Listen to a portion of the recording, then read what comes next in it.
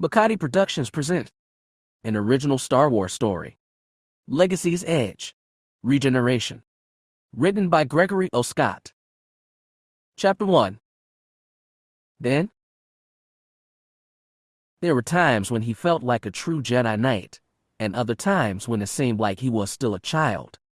Now, for perhaps the first time, Aiden Tori felt like both at once. "I don't think any of us really understand what you've done," Luke Skywalker told him, "but I do know it was extraordinary. The Jedi Order, the entire galaxy, is in your debt." The old man spoke with such raw honesty that it made Aiden quiver. It felt unreal that those words should be spoken to him. But then, a lot of things seemed unreal lately. "Thank you, Grandmaster," said the Jedi beside him. "It's an honor to hear you say that." There was a waver in Orenko's voice as well. That surprised Aiden. The Dreth's apprentice always seemed calm and sure. Being over a century old, albeit still adolescent for his race, probably had something to do with that. "It's not an honor, it's the truth." Skywalker's smile was gentle. "When I sent the Quest Knights out to find the Mortis dagger, I knew it was necessary, but I never expected to see them succeed in my lifetime. The galaxy is huge and Mortis is ancient and elusive. But you succeeded, and from what I can understand, it sounds like your masters owe you to a debt." Aiden blushed.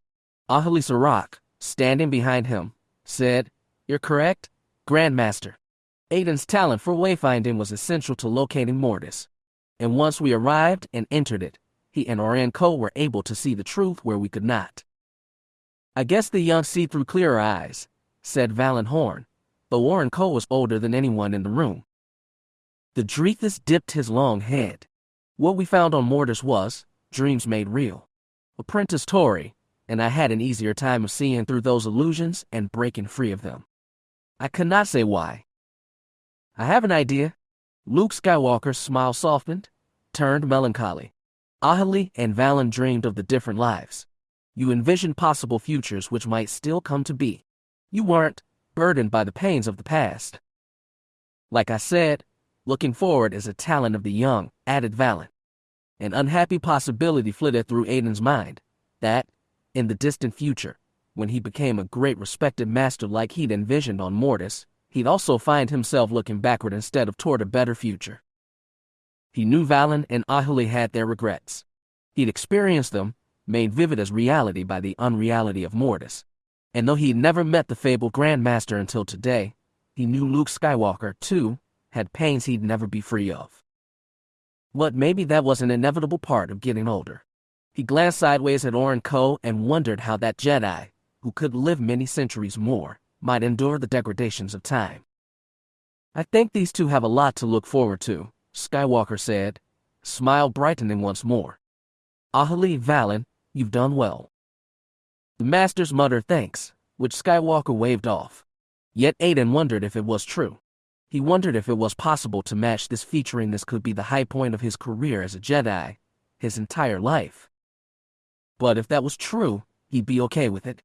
However long he lived, no matter what he did, no matter what he came to regret, this was something he could be proud of until the end of his days. Now, Aiden Tori awoke with the certainty he'd thought long gone.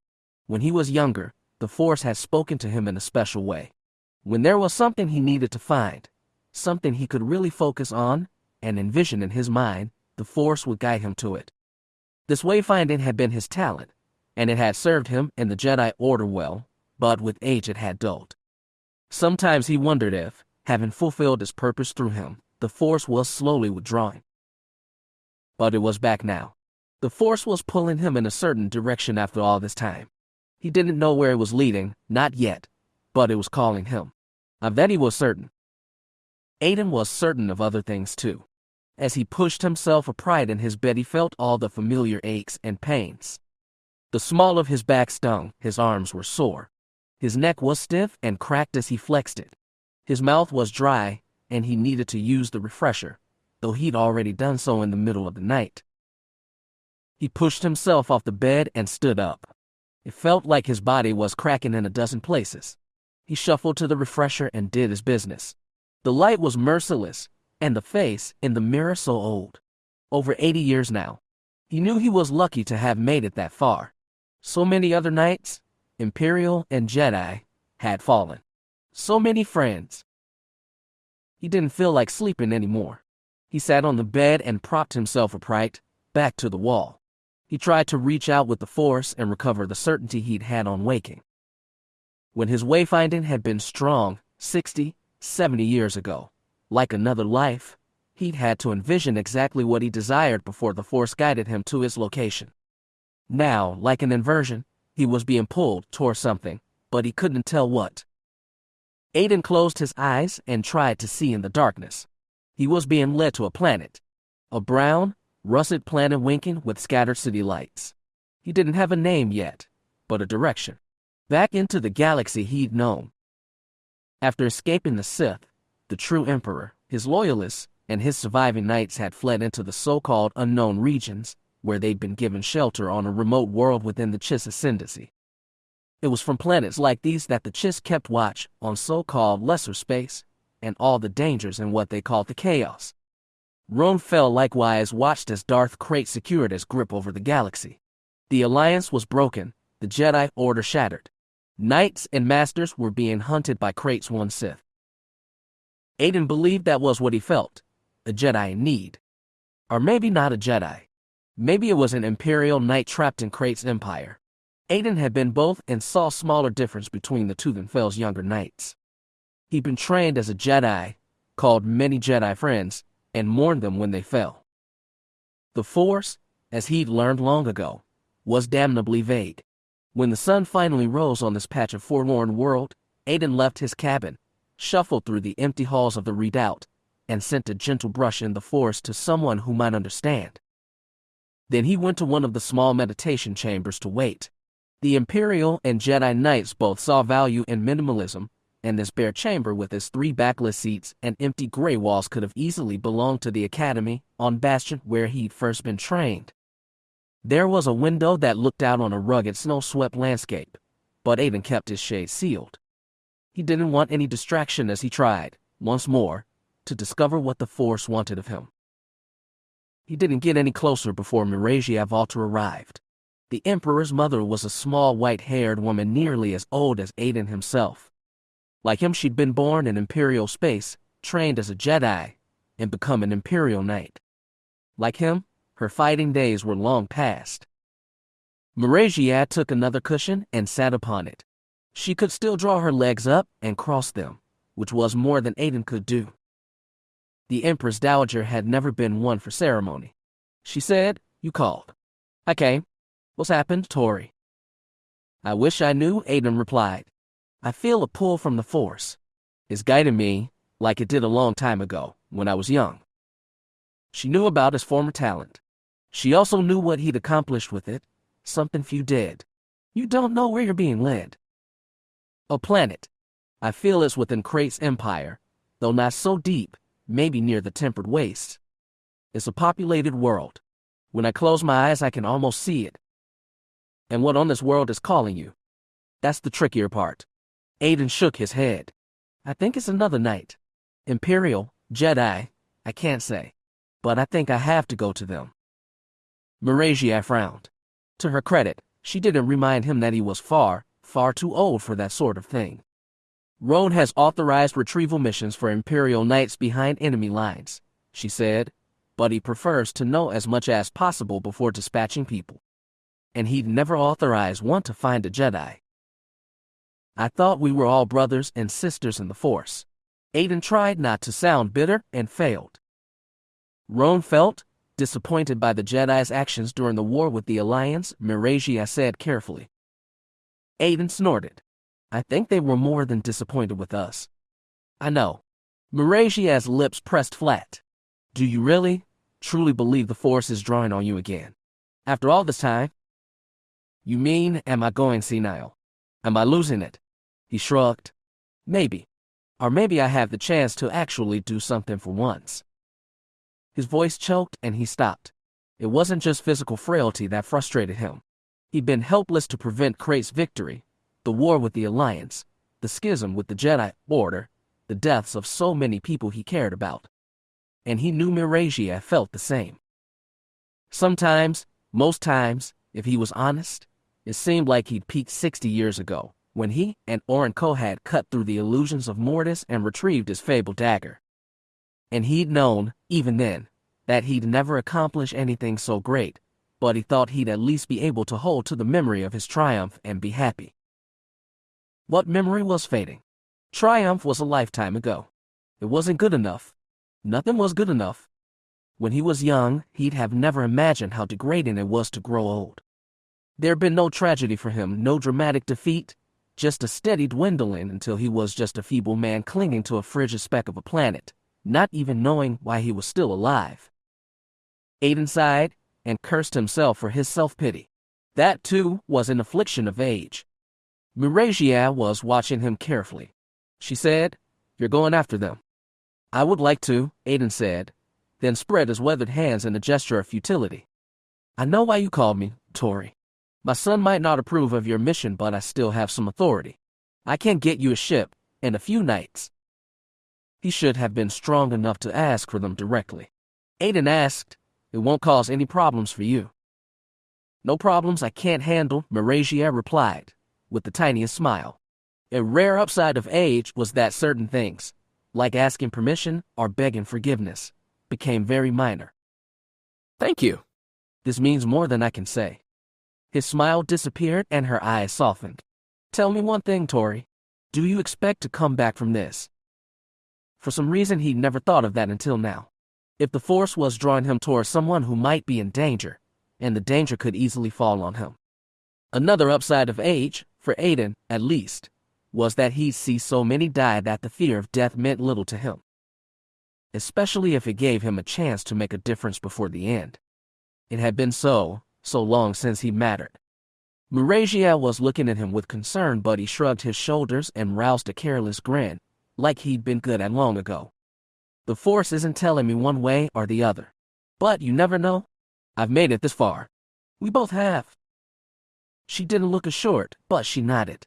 "Then I'll get you a ship and some nights.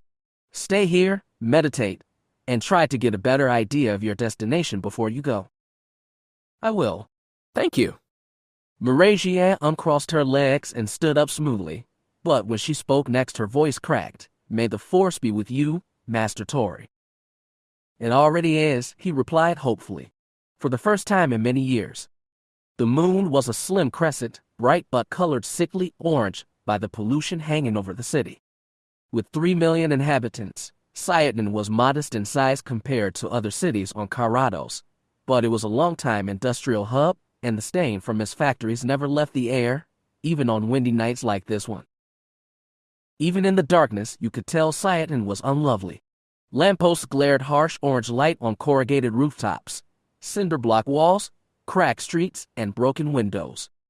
It was the kind of city to get lost in, or to lose yourself.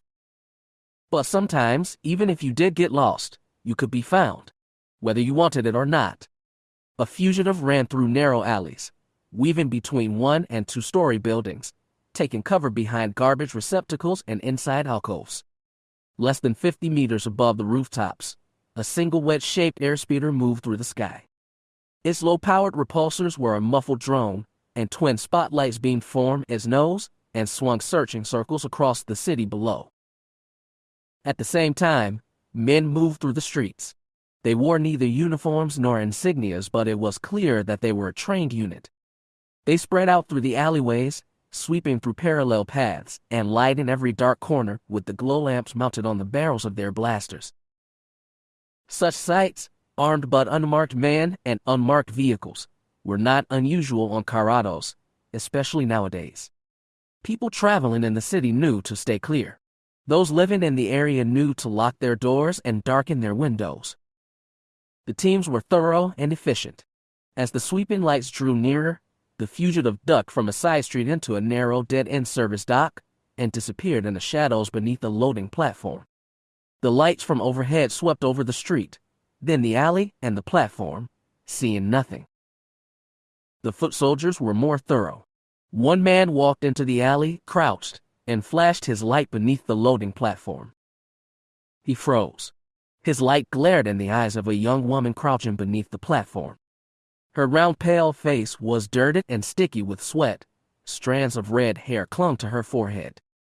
Her clothes were dirty too, the jumpsuit scuffed at elbows and knees, and her plasteel breastplate was dented. She had a blaster in her hand too. She raised it, shaking, toward the light but didn't fire. Neither did the foot soldier. He looked right at her but seemed to see through her. Then he rose from his crouch, backed out of the alley, and continued walking down the street. The young woman lowered her blaster. She panted and brushed sweat out of her eyes. His face was twisted between confusion and relief. Then a voice told her, "We must get out of here." The blaster came up again. She looked around but saw nothing except deep shadows and ugly walls brushed by a sickly city light. Then Orenco stepped from the rooftop 2 stories above and dropped in front of her. His black robes fluttered around him and he landed without sound. The woman's finger squeezed the trigger on pure instinct, but with the touch of the force he froze her hand, every tendon, every joint. He threw back his hood to reveal his face, oblong head, hairless, gray-skinned, with small black eyes and sharp forward mandibles. Drethus were a rare right anywhere in the galaxy, and he prayed this young woman would, if not know him, at least know of him. Saying nothing, holding one hand out, he touched her with the force. She blinked. The blaster wavered in her hand, and then she dropped it. He gestured for her to come out from beneath the landing pad, but she shook her head. She emanated terror as she pointed skyward. The searching speeder's low drone could still be heard. Orenco dropped to all fours and crept under the loading dock, beside the young woman. Drethus were natural predators with eyes meant for seeing in the dark. Even with the shadows he could see how young she was, how smooth that face was beneath the dirt and sweat.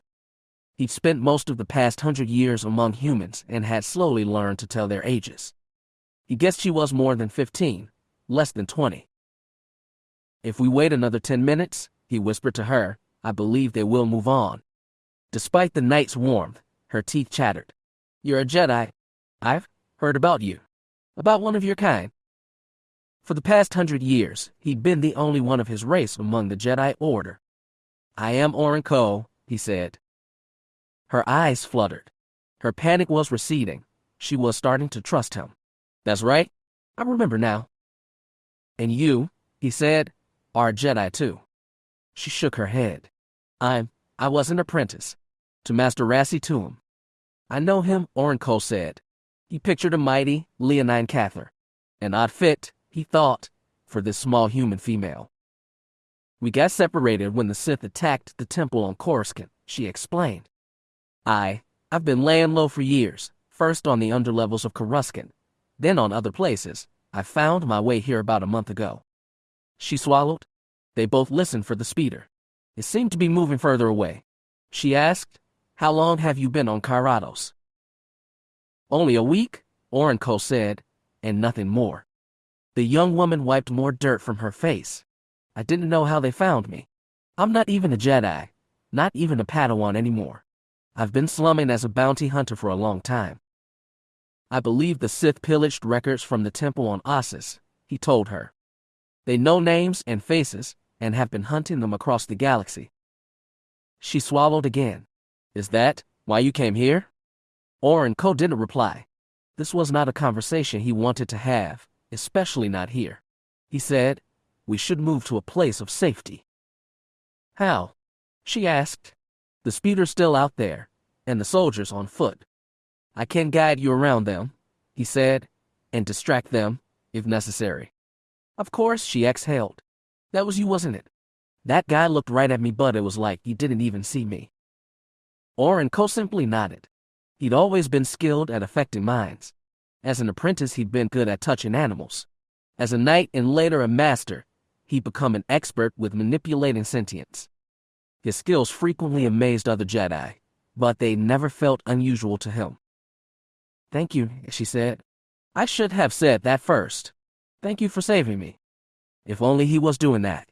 Orenco asked, "Can you get to the rooftop? I can lift you, if you need it." She crawled out from under the loading dock and stood on shaky legs. "I think I can manage." "Good," Orenco replied and emerged alongside her. "I don't have a lightsaber," she told him. "I never had one. I was only ever a Padawan. A Jedi is more than a lightsaber, Orenco said. He didn't relish using his, but it remained at his belt even now, beneath the black robes. He drew on a bit of the Force to prepare his jump, but before he could leap 2 stories, the young woman put a hand on his wrist and said, "I'm Aslan. Aslan Ray." "I'm glad to meet you, Jedi Ray."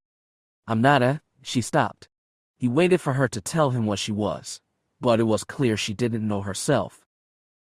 The speeder sounded further away. He didn't feel any searchers in the streets nearby. It was time to make a run for safer ground. "Let us go," Orenco said. He rose 30 meters in single leap. Aslan Ray, whatever she was, matched his easy bound. Then they hurried over rooftops, beneath a sickly crescent moon. Chapter 2. Then, the succession crisis on Farquhar 3 had been going on for nearly 8 standard months with no end in sight. As Farquhar was an Alliance member world, Coruscant had been sending diplomatic teams to mediate between the 3 different children, 2 princes and a princess, who were all clamoring for their late father's throne. Each had come up with legalistic arguments backing their claim, not to mention armed supporters in the local militia, and nothing in the planet's historic tradition pointed a way out of the crisis. Apparently no monarch in Farquhar 3's history had even sired triplets before. Because the Alliance diplomats had walked away confounded, an official request had been passed from Lonix Savash's office on Coruscant to the Jedi on Ossus. Driven more by desperation than any thaw in Alliance-Jedi relations, the plea, wrapped in politic niceties, had begged the Order to do something about those 3 nut jobs. To make some sense out of Farquhar's morass, the Jedi sent Orenco. The Drethas had been officially knighted less than 3 years before, but his former master had suggested him for the job, claiming his natural empathic skills would make him a good diplomat. As backup, the Order also sent 2 other Jedi to Farquhar 3, but Orenco had the misfortune to arrive first. Thus, he had to face delegates from all 3 squabbling royals alone. He didn't even get to meet any of the claimants. None of them seemed to trust Jedi, and resented the Alliance for bringing them in. After a day of that, he was unspeakably glad when backup arrived.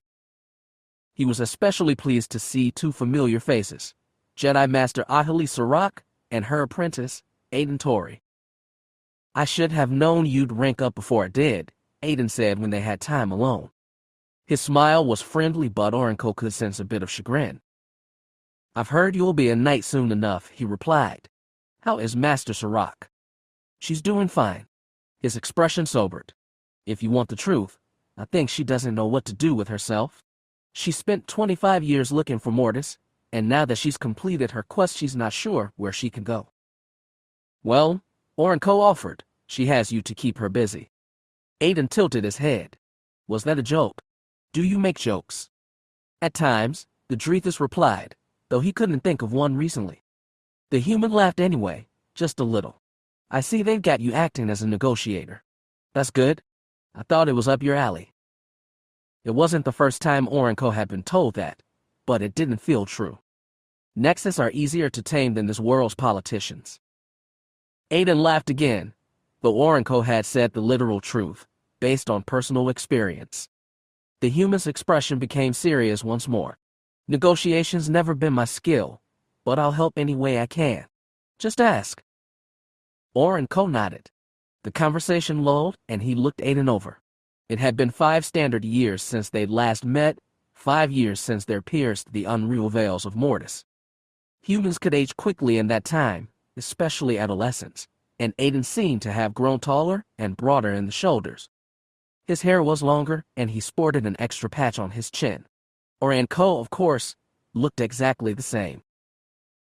"Master Sirach did say I'll be ready for my trial soon," Aiden said, looking into the distance. 6 months or so, maybe. After that, who can say? "Are you and Master Sirach still traveling?" "Sometimes. We spent almost a year on Ossus too, before the council sent her away. Even they could tell she was bored out of her mind staying in one spot." Orenco gathered that Aiden, too, had been bored.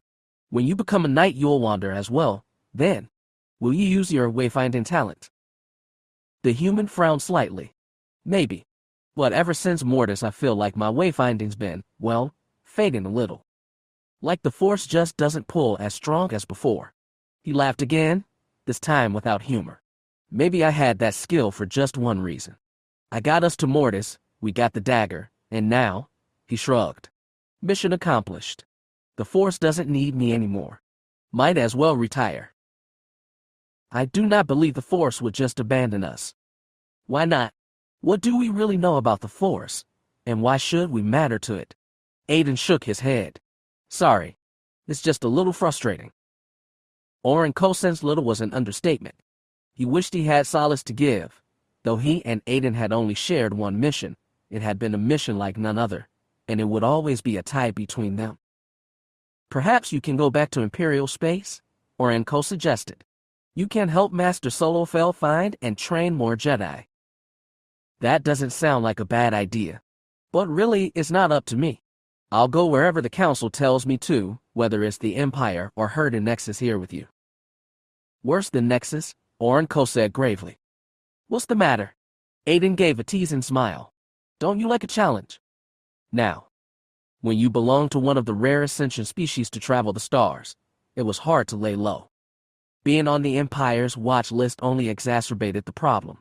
Thus, when he sought a place of shelter after coming to Karados, Oren Ko avoided inhabited areas in Sayatan and instead sought the industrial zones. While many factories still pumped pollution into the air, others had become derelict. There were many that could, in theory, have suited his purposes, but Oren Ko chose one with an observation tower rising 100 meters above the facility's slanted metal back. The tower was held together by rusting crosshatch beams and would probably collapse within a few decades, but for now it was stable enough to hold the weight of two living beings as they ascended its crumbling interior stairwell, all the way to the viewing deck on top. Dawn had broken. There were only thin clouds over Sayatan, but the light nonetheless had a pale, milky quality thanks to the smog that hung over the city. Through the cracked glass of the tower's 360-degree observation deck, you could see factories, apartment blocks, and low-slung buildings stretching out in every direction before disappearing in a gray haze. A homely sight, but it was what Oren Ko needed. Aslan Ray needed much more. She needed food, drink, and most of all a bath. Oren Ko shared what rations and water he possessed. A few sanitary wipes were the best he had for her to clean with. When she removed the sweat and dirt from her face, it looked paler, smoother, even younger. She joined him in sitting on the dusty metal floor and asked, "How did you get to Karados, and Sayatan specifically? I can't believe you've been waiting here for 3 years just to pull me out of trouble." No, Oren Ko admitted. He folded claw-tipped fingers in his lap and decided to begin at the beginning. The beginning was the easiest part. I was on Savarkis when the war ended, he told her. I received the order to withdraw to the Academy from Grandmaster Skywalker, and I obeyed. But I did not reach Asas before the Empire began its full assault. He paused. Grandmaster Skywalker. He'd known 3 different men with that title. He'd been close to none, but each had impressed him in his own way, and he'd mourned each of their losses. Cole Skywalker's was the hardest, because his fall marked the fall of all Jedi. For almost a century, Oren Ko had lived believing that he'd one day become the Order's oldest sage, not its most famous or esteemed member, but the living keeper of its history, who'd bestow wisdom to countless generations of Padawans. Now, for all he knew, the only surviving Jedi apprentice sat before him. The future had never seemed so empty or bleak. Aslan sensed his discomfort. Voice soft, she prodded. Where did you go after Ossus fell? I went to Vandalhelm first, he said. Vandalhelm. Aslan's jaw dropped. That's right into the Gundark's nest. Weren't you afraid you'd be caught? Of course, Oren Ko said. But I was blind after the fall of Ossus. I needed to understand my enemy, so I went to where the enemy was. I didn't go to fight, only to watch and learn. And steal intel from the Imperial base there. That as well, he nodded. And they really never caught you. It has half statement, half question. Could you really just erase yourself from everyone's minds?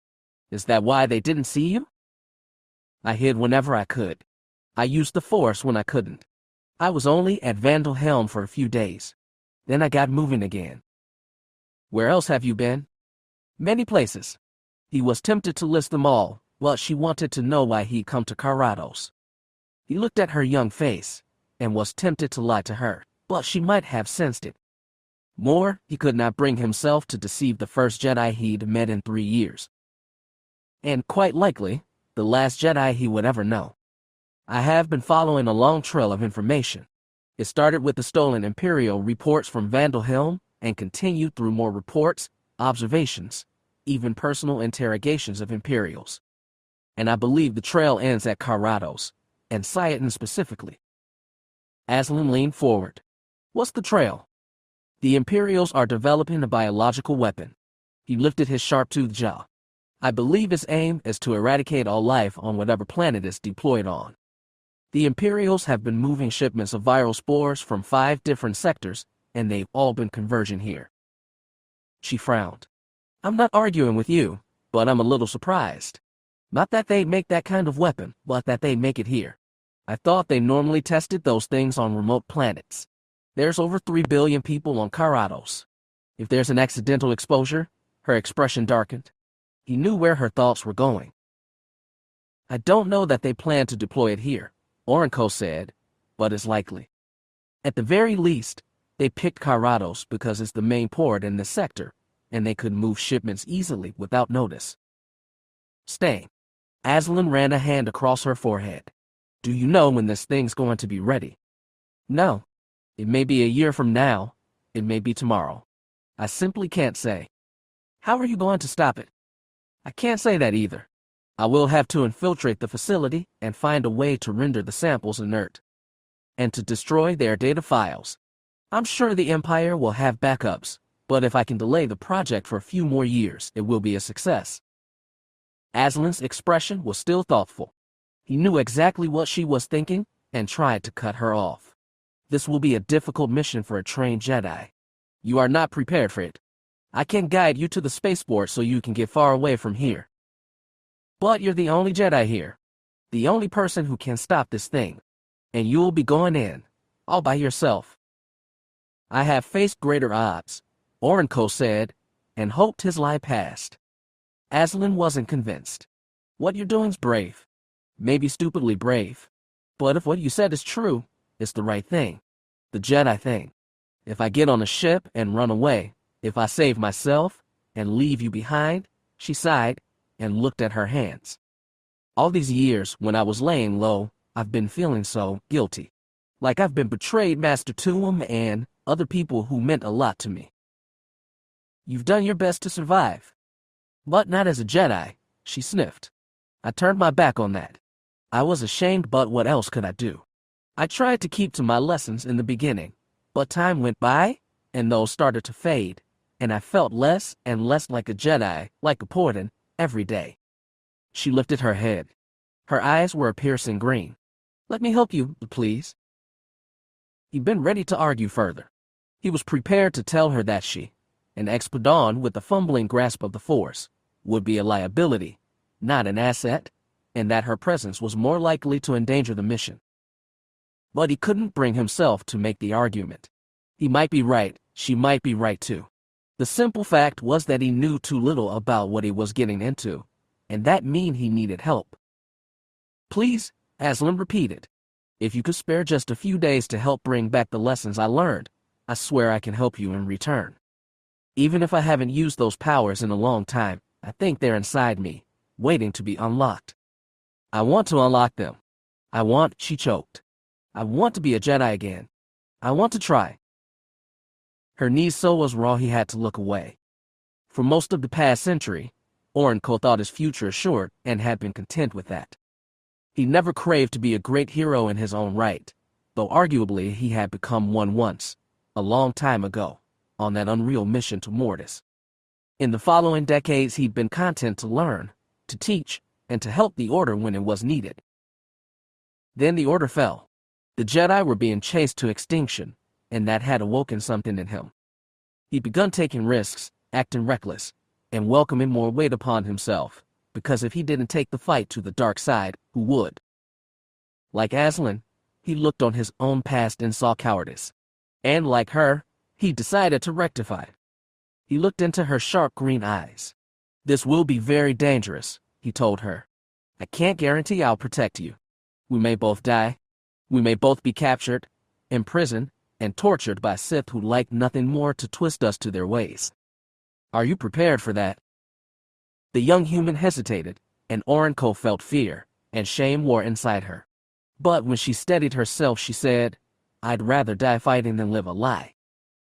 A bold statement in his way childish. Orenco nodded nonetheless. I want to review your training, he said. If we can revive some of your old skills, yes, I will let you help me. Thank you, Master. She bowed her red head. Thank you so much. She wiped a little wetness from her eyes and asked, Do you know where this bioweapon facility is? Yes, Orenco said, and raised his left arm. We can't see it from here. Aslan followed his pointing claw and peered through the observation tower's broad window. About 2 kilometers away, still visible through the smog, was an 8-sided conical building rising only a little higher than the surrounding factories. It possessed several exhaust towers, now dormant, and a few winking exterior lights were the only sign it was active. There was nothing else to mark it as separate from the other industrial buildings. Nonetheless, Orenco had followed his information trail and watched the site for the past week. He was certain it was the place. There, he said solemnly, is where our trail ends. During the reign of Roan Fel, the Scarlet Sigma-class vehicle had become the main method of transport for Imperial Knights. The tri-wing shuttle was well designed, balancing speed, maneuverability, armor, and weaponry all in one regal package. Aiden had never liked those ships. To him they crossed the line from dignified to pretentious, and he was glad to be taking the Kondo class into known space instead. The older Kondo was also a versatile, durable ship, but its drab gray hull and boxy appearance made it much more inconspicuous and appropriate for this mission. He was feeling good about the ship. He was less certain about the men he shared it with. We're crossing the boundary into known space and should deacon at the edge of the Chernus sector within an hour, Marcos Dare told him, with labored patience. I don't want to take any more jumps until we know exactly where we're going. Aiden's patience was feeling labor too, for different reasons. It will come to me. Trust the Force, Aiden said, and couldn't resist throwing in, young man. Marcos was well past 40 and looked it. He'd shaved his balding head and his trim beard was more gray than brown. Nonetheless, he was in peak condition compared to Aiden. His frown deepened and he said coolly, if you can determine who we're supposed to be looking for, that would also be appreciated. I'm sure it would. Just give me time alone, please, to meditate. Aiden looked around the cockpit, matching eyes with the shuttle's pilot and co-pilot. You can't clear the cabin. I'll let you know when I've found our next step. The man and woman, 2 naval ensigns far younger than Marcos, nodded obediently and filed out of the cockpit. Marcos lingered in the entryway, the broad shoulder pads of his red armor taking up most of the threshold. Every knight has been accounted for, dead or alive, he reminded Aiden. I'm aware of that. I never claimed it was an Imperial Knight I felt, or even a person. I only know what the Force is telling me. Which, he admitted, wasn't much. He didn't blame Marcos for being frustrated, but he thought the man could have a little more respect for his elders. Well, I hope it tells you something soon, Marcos replied. All we have in the hold are 1 more knight in a single squadron of stormtroopers. If I judge those aren't enough to deal with whatever you've led us to, I'm calling a tactical withdrawal. We'll find out when we get there. Now please, Aiden said, let me concentrate. Marcos nodded unhappily and left the room. Aiden sighed and shifted to look out the viewport at the ever-shifting swirls of hyperspace. He'd expected a fellow knight to be a little more understanding, but then, Marcos was one of those who'd only ever been Imperial. He was specifically of the generation that had been a child during the Restoration War, had patriotism pumped into his bloodstream, and held no love for Jedi. The third knight in their trio, from a younger generation still, seemed a little more reasonable. Maybe, in swearing allegiance to an emperor, they made themselves haughty and cut themselves off from a crucial piece of the Force. It was also possible, Aiden admitted, that he was just a grumpy old man. He pushed the young ones out of his thoughts and focused on the shifting tunnel of hyperspace. At his end, they'd find deep, empty space. Then he'd have to give them a new direction. He closed his eyes and thought. He clung to the image of a brown planet marked by constellations of lit-up cities. It wasn't an ecumenopolis like Coruscant, but it was still a modern, industrialized, populated world. And he felt it was nearby. Rather than fire up a star chart, he racked his memory. In his youth he traveled far and wide with his master. He boasted, yes, boasted, because he'd been proud when he was young that they scoured more systems than any other Jedi alive. For all he knew, it had been true.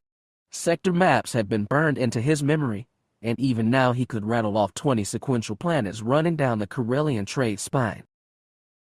He might have even been to this world long ago. He hugged that image tight, drew it close, and tried to see more. He found small oceans, large dry continents, city after city. Starships and space station in orbit meant a busy world. The hub of a sector or star cluster. Not a rich world, though, nor a glamorous one. A world where people born to it dreamed of escape. Vision and memory stirred. A name rose up from the depths of his mind, but he couldn't speak it.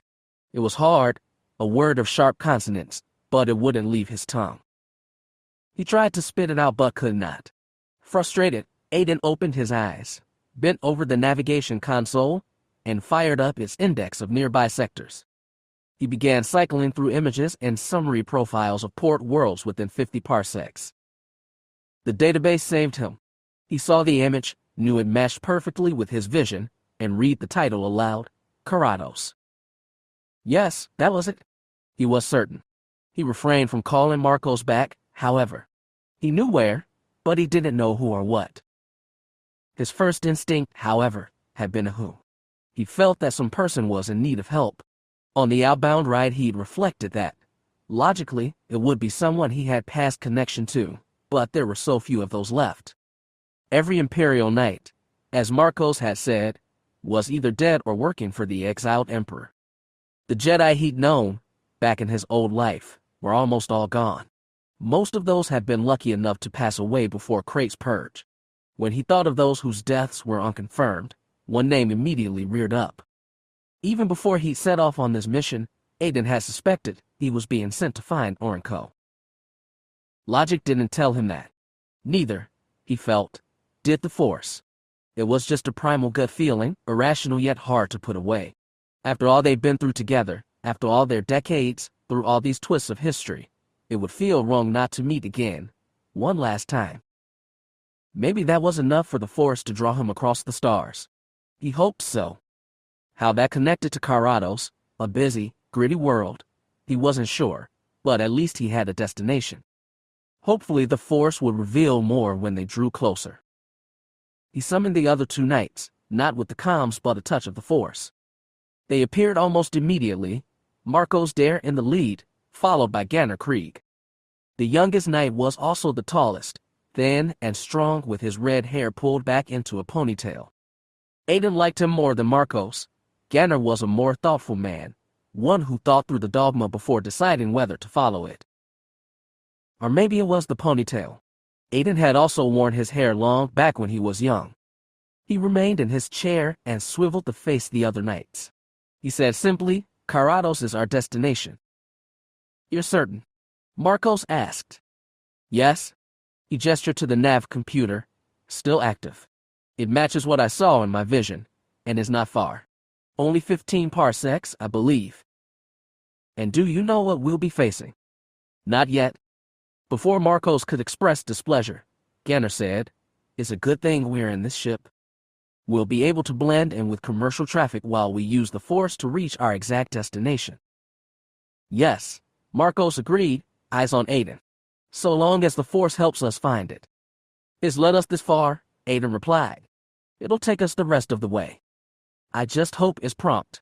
If we linger too long, we might draw the wrong kind of attention. Marcos glanced at Ganner. There are Sith all across the galaxy. They could be waiting for us anywhere. Now, Aiden smirked. No need to be paranoid. You don't sense any danger? Ganner asked him. No, I don't, Aiden replied, as confidently as he could.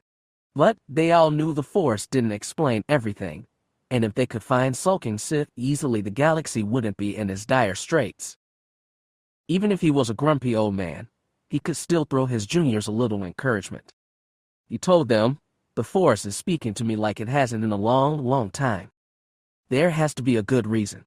Trust it. This is where we're meant to be." They didn't seem to believe it, but Aiden did, and it felt so good to believe again. Chapter 3. Then, "I am not a gambler," Orenco said with utmost dignity. "I'm not asking you to put money on it," Aiden replied. "I just asked what you thought the odds were that there's Sith behind this." He'd asked it half seriously, half casually, but of course Orenco was all serious. The Drethys lowered his long head and thought. Around them, the hangar rattled with activity. Some 20 Jedi had gathered in this place outside the Klatooinian city of Rancor. Some were fine-tuning their ships, others talking strategy. The mission's two masters were in one corner, having a serious conversation. But Aiden and Orenco were taking a time out and sat on a bench beside the latter's modified UN fighter. When he thought long and hard, Orenco replied, "Of course I wish there are no Sith involved, but after Sinex Juvex it is hard not to see them lurking in every shadow. You've been on Klatoi longer than I have. Do you feel any hint of Sith here?" "No, I have not." The speed of his reply gave Aiden relief.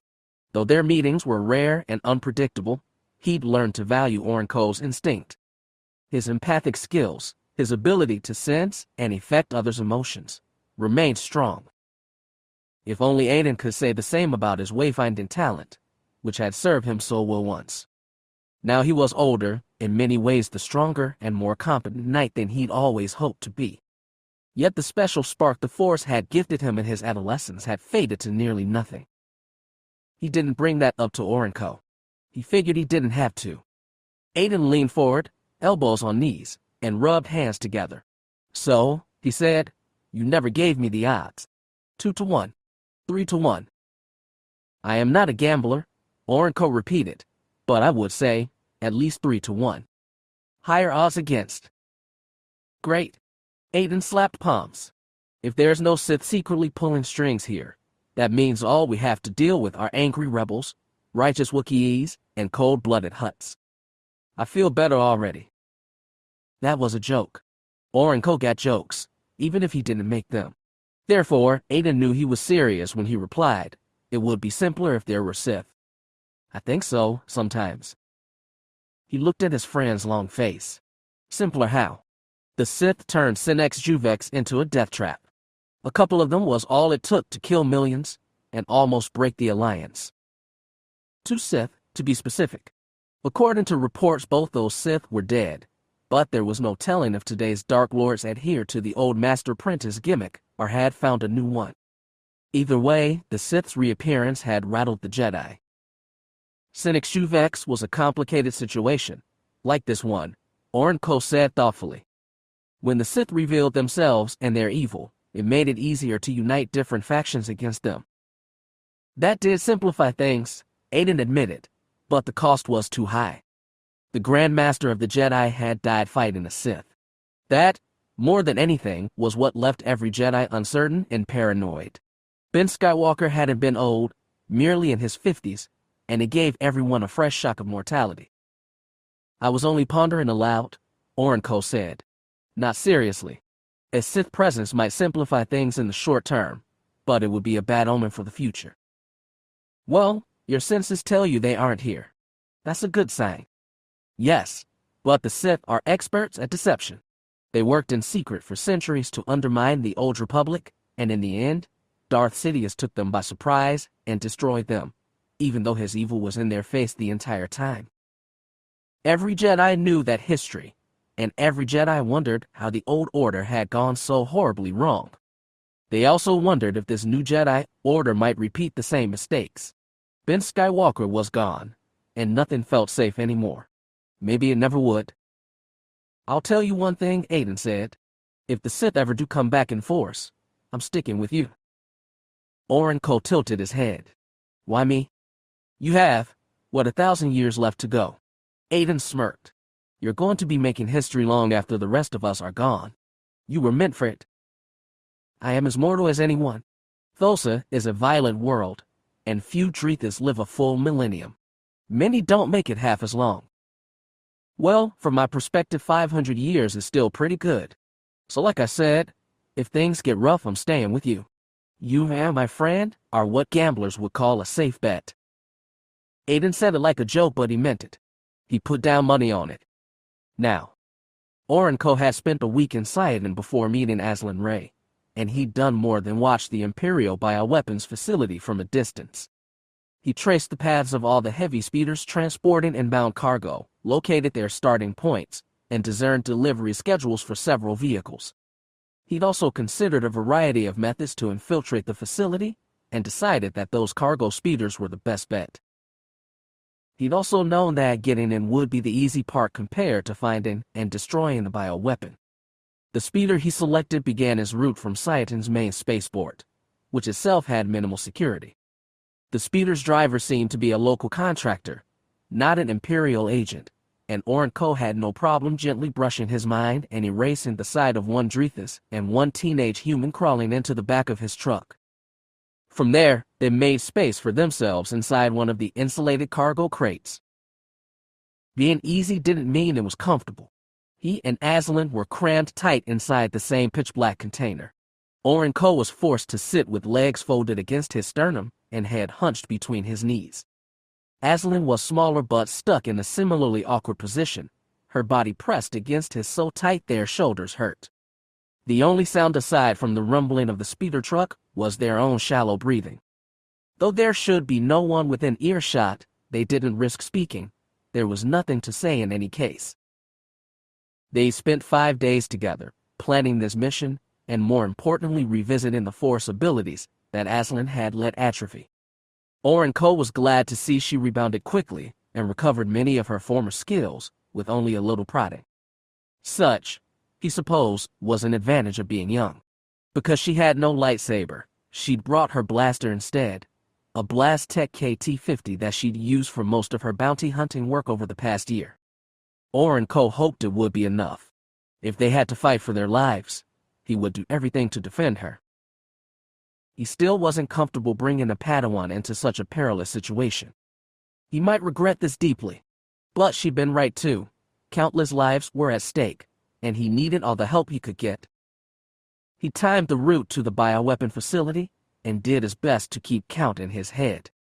The speeder slowed when he expected it to pass through the facility's gate, then continued onward for another minute before stopping again to unload. Now was when they stepped into the unknown. Orenco had never witnessed the cargo intake procedures. He stretched out with the Force and felt a few sentients nearby. In addition to the truck driver, he sensed the orderly minds of slightly bored functionaries. And of course, he felt Aslan beside him, reaching out with her own less refined senses. He didn't get a whiff of the Sith. He hoped that was a good sign. They felt the other minds nearby and waited in the dark, but were taken by surprise when the crate was roughly picked off the truck's flatbed and carried, he assumed by load-lifted droid, to somewhere else in the facility. Aslan cried out softly, for just a second, but nobody seemed to hear. The droid set them down hard. The only reason Orenco's skull wasn't knocked against the crate's lid was because it was already wedged tight to jostle. They waited in the dark. They listened to the whir and stomp of at least one droid. They used the Force to sense for other beings until there seemed to be no sentient minds close by. Once everything seemed silent and empty, Orenco used the Force to unseal the crate from within and carefully nudged the lid open. He looked out first. They could have been in any warehouse in the galaxy. Dozens of cargo crates of varying sizes were arranged inside a large room walled by ferrocrete and roofed by metal. Many crates were stacked. Luckily, theirs had been placed on the floor with nothing to top it. He looked around and saw what might have been cameras in the ceiling, but the lights were dim. There were shadows to hide in. They'd have to risk crawling out. Still without a sound, Orenco urged Aslan to follow. Then he pushed the lid open, wide enough to crawl through, and hurried to the nearest corner of the room. The human was right behind him. Together they crouched in the shadows, directly beneath one camera. "What now?" Aslan whispered. Orenco saw several small doors that probably led into the facility, but once they entered the hallways they'd be easy to track, and more blatantly out of place. A Drethus would always stand out here, but Aslan stood a better chance of getting by unnoticed. First, he replied, you'll need a change of clothes. Karados was sprawled out beneath them. Aiden watched through the viewport of the shuttle and felt a tiny shiver run down his spine. It was all such a perfect match with the glimpse he'd received in the Force. Now he just had to find what they'd come here for. He sat in the seat behind the pilot and leaned forward for a better view. Marcos and Ganner were on their feet behind him, and he could feel their impatience and doubt. Marcos asked, "What do you sense, Master Tori?" Nothing yet, but he didn't want to admit it. There was a whole planet down there with billions of beings, and the Force wasn't giving him any hint as to which one had drawn them. She closed his eyes, concentrated, and tried to rouse his memory of Orenco. He didn't know for certain the Drethus was down there, but he churned up images from all their past meetings. As a teenager, a young man, a confident Jedi, and an aging Imperial Knight, he'd crossed paths with Orenco again and again. And always, the timeless Drethus had emanated something steadfast Aiden could only envy. He searched for that enduring Jedi down below but found nothing. Only the jumble of billions of lives. He didn't want to admit defeat to Marcos and Ganner. He dragged them all this way. He knew they'd come here for a reason, but he just couldn't find it. It was a failure on his part. He couldn't concentrate. He was too old. The Force no longer flowed through him as it once had. He opened his mouth, exhaled. He opened his eyes and saw the planet still turning slowly beneath. "Master Tori," Marcos pressed, "have you found anything?" His tongue stopped. He felt something finally, stirring far away. He wasn't certain it was Orenco, but it was something, the mind of a Jedi at work in the Force. It was down below, amidst one of those clusters of city lights. "Pilot," he said, throat scraping, "I have something. Prepare to take us in." The clothes were easier to come by than Orenco had imagined. They hadn't been forced to find and capture an Imperial who matched Aslan's slim size. Instead, they merely found a dozen outfits stuffed into another crate in the far side of the room. Sticking the shadows, avoiding the security cameras which were thankfully sparse in the oversized warehouse, they found a proper uniform and Aslan changed into it. Before she left the warehouse, Orenco pressed a comlink into her hand. "Be careful. Do not speak unless you're certain you're alone." "Are you going to stay here?" she asked him. "I will scout the best I can. But do nothing that might give you away. Don't try to break into secure areas. Map the facility. Observe. Get a sense of what's going on here and stretch out with your feelings. The people here can tell you much without opening their mouths or looking you in the eye." "I understand." She wrapped her fingers around the comlink. Her hand was so small, smooth and young. In that moment she seemed only a child, and Orenco felt a crushing guilt for bringing her along at all.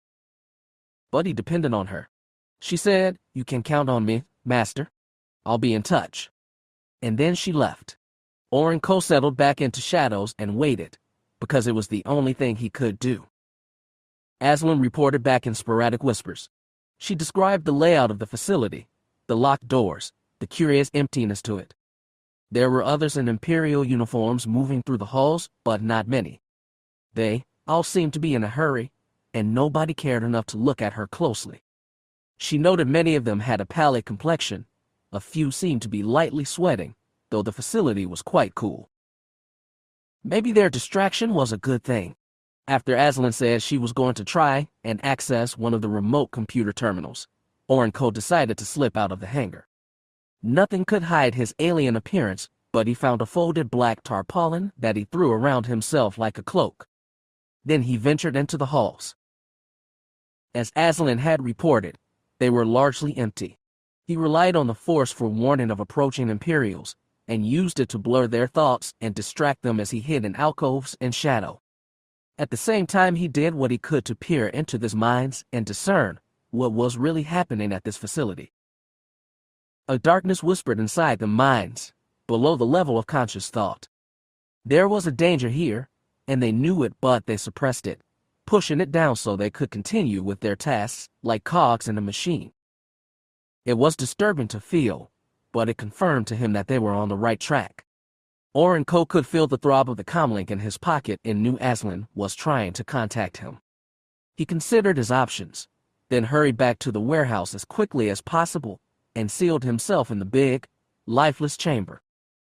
He took out the comm and whispered, "Aslan, are you still there?" "I'm here," was her reply. She sounded tense but no immediate danger. "What have you found?" he asked. "Something. Honestly, I'm not sure exactly what. I gotta look at the floor plans for this place. It looks like this used to be some kind of power generator station." He guessed as much from its outside design. "Go on." "I think it's undergone major remodeling, and I mean major. The central generator seems to have been disassembled entirely. There's a huge hollow space in the middle of the structure, and it looked like they filled it with, well, I'm not sure, but there's a lot of liquid coolant being piped into the area. It's probably where they're developing the bioweapon," he reasoned. "I assume the center area is sealed off. Right? It's got walls of reinforced durnium and only a few entrances on the lowest level. I didn't even try to bypass the locks." "Nor should you." His palm brushed the lightsaber at his belt. "He was going to need it soon. I will come to you. Where are you?" "I'm at the auxiliary comm station, 4 levels up, south side of the building. But, Master, I had to pass through a couple crew areas to get here. You never make it without somebody sounding an alarm. I think there might be another place we can meet up that will get us closer to that main chamber." "Where?" "Hold on, let me check the schema. I think," she trailed off, then snapped, "Oh, stang it. Aslan," he nearly shouted. "What happened? What is it?" "Wait a second." She yelped, but her voice sounded distant, like she was talking to somebody else. "I can't explain." Her further words were erased by the hail of laser fire. Oren Ko cursed viciously and sprinted for the exit, not caring to check if there was anyone outside. He'd sent Aslan into danger, and now another Padawan was going to die because of him. Stupid, foolish, selfish failure of a Jedi. He should have sent her away, should have never even told her about this mission. He burst into the hallway and sprinted down the empty corridor, not even knowing how to reach Aslan. She was still alive, though. He could feel her panic like a nova in the Force, and if he locked onto it, he was sure he could reach her, even if he had to fight his way through half the base. A lightsaber snapped to life. Its hum reverberated between the corridor's ferrocrete walls. The lightsaber was not his. Oren Ko stopped, hearts pounding, and turned around slowly. Standing 5 meters behind him in the center of the hallway lay another tall figure buried in layers of black robes. The lightsaber in his hand was savage red. Darkness hit Oren Ko like a speeder truck. Until this moment it had been silent, invisible, totally occluded from even his keen senses. Now, after staying expertly hidden, it unleashed itself. Oren Ko was blinded and suffocated. He wavered on his feet as he pulled his lightsaber free and ignited the blue blade.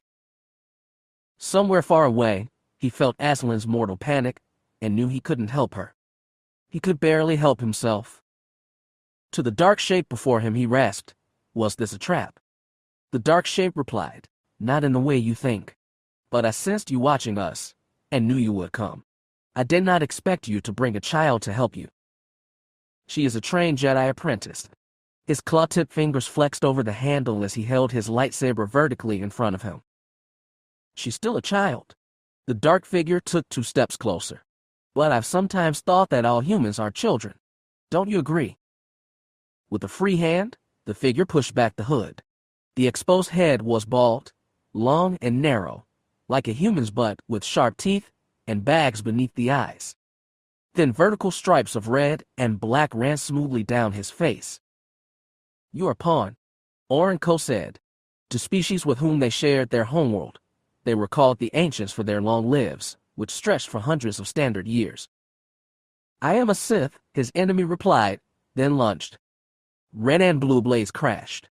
In the confines of this hallway there was little room to move. Both of them maneuvered within heavy cloaks that obscured their shapes and slowed their movements.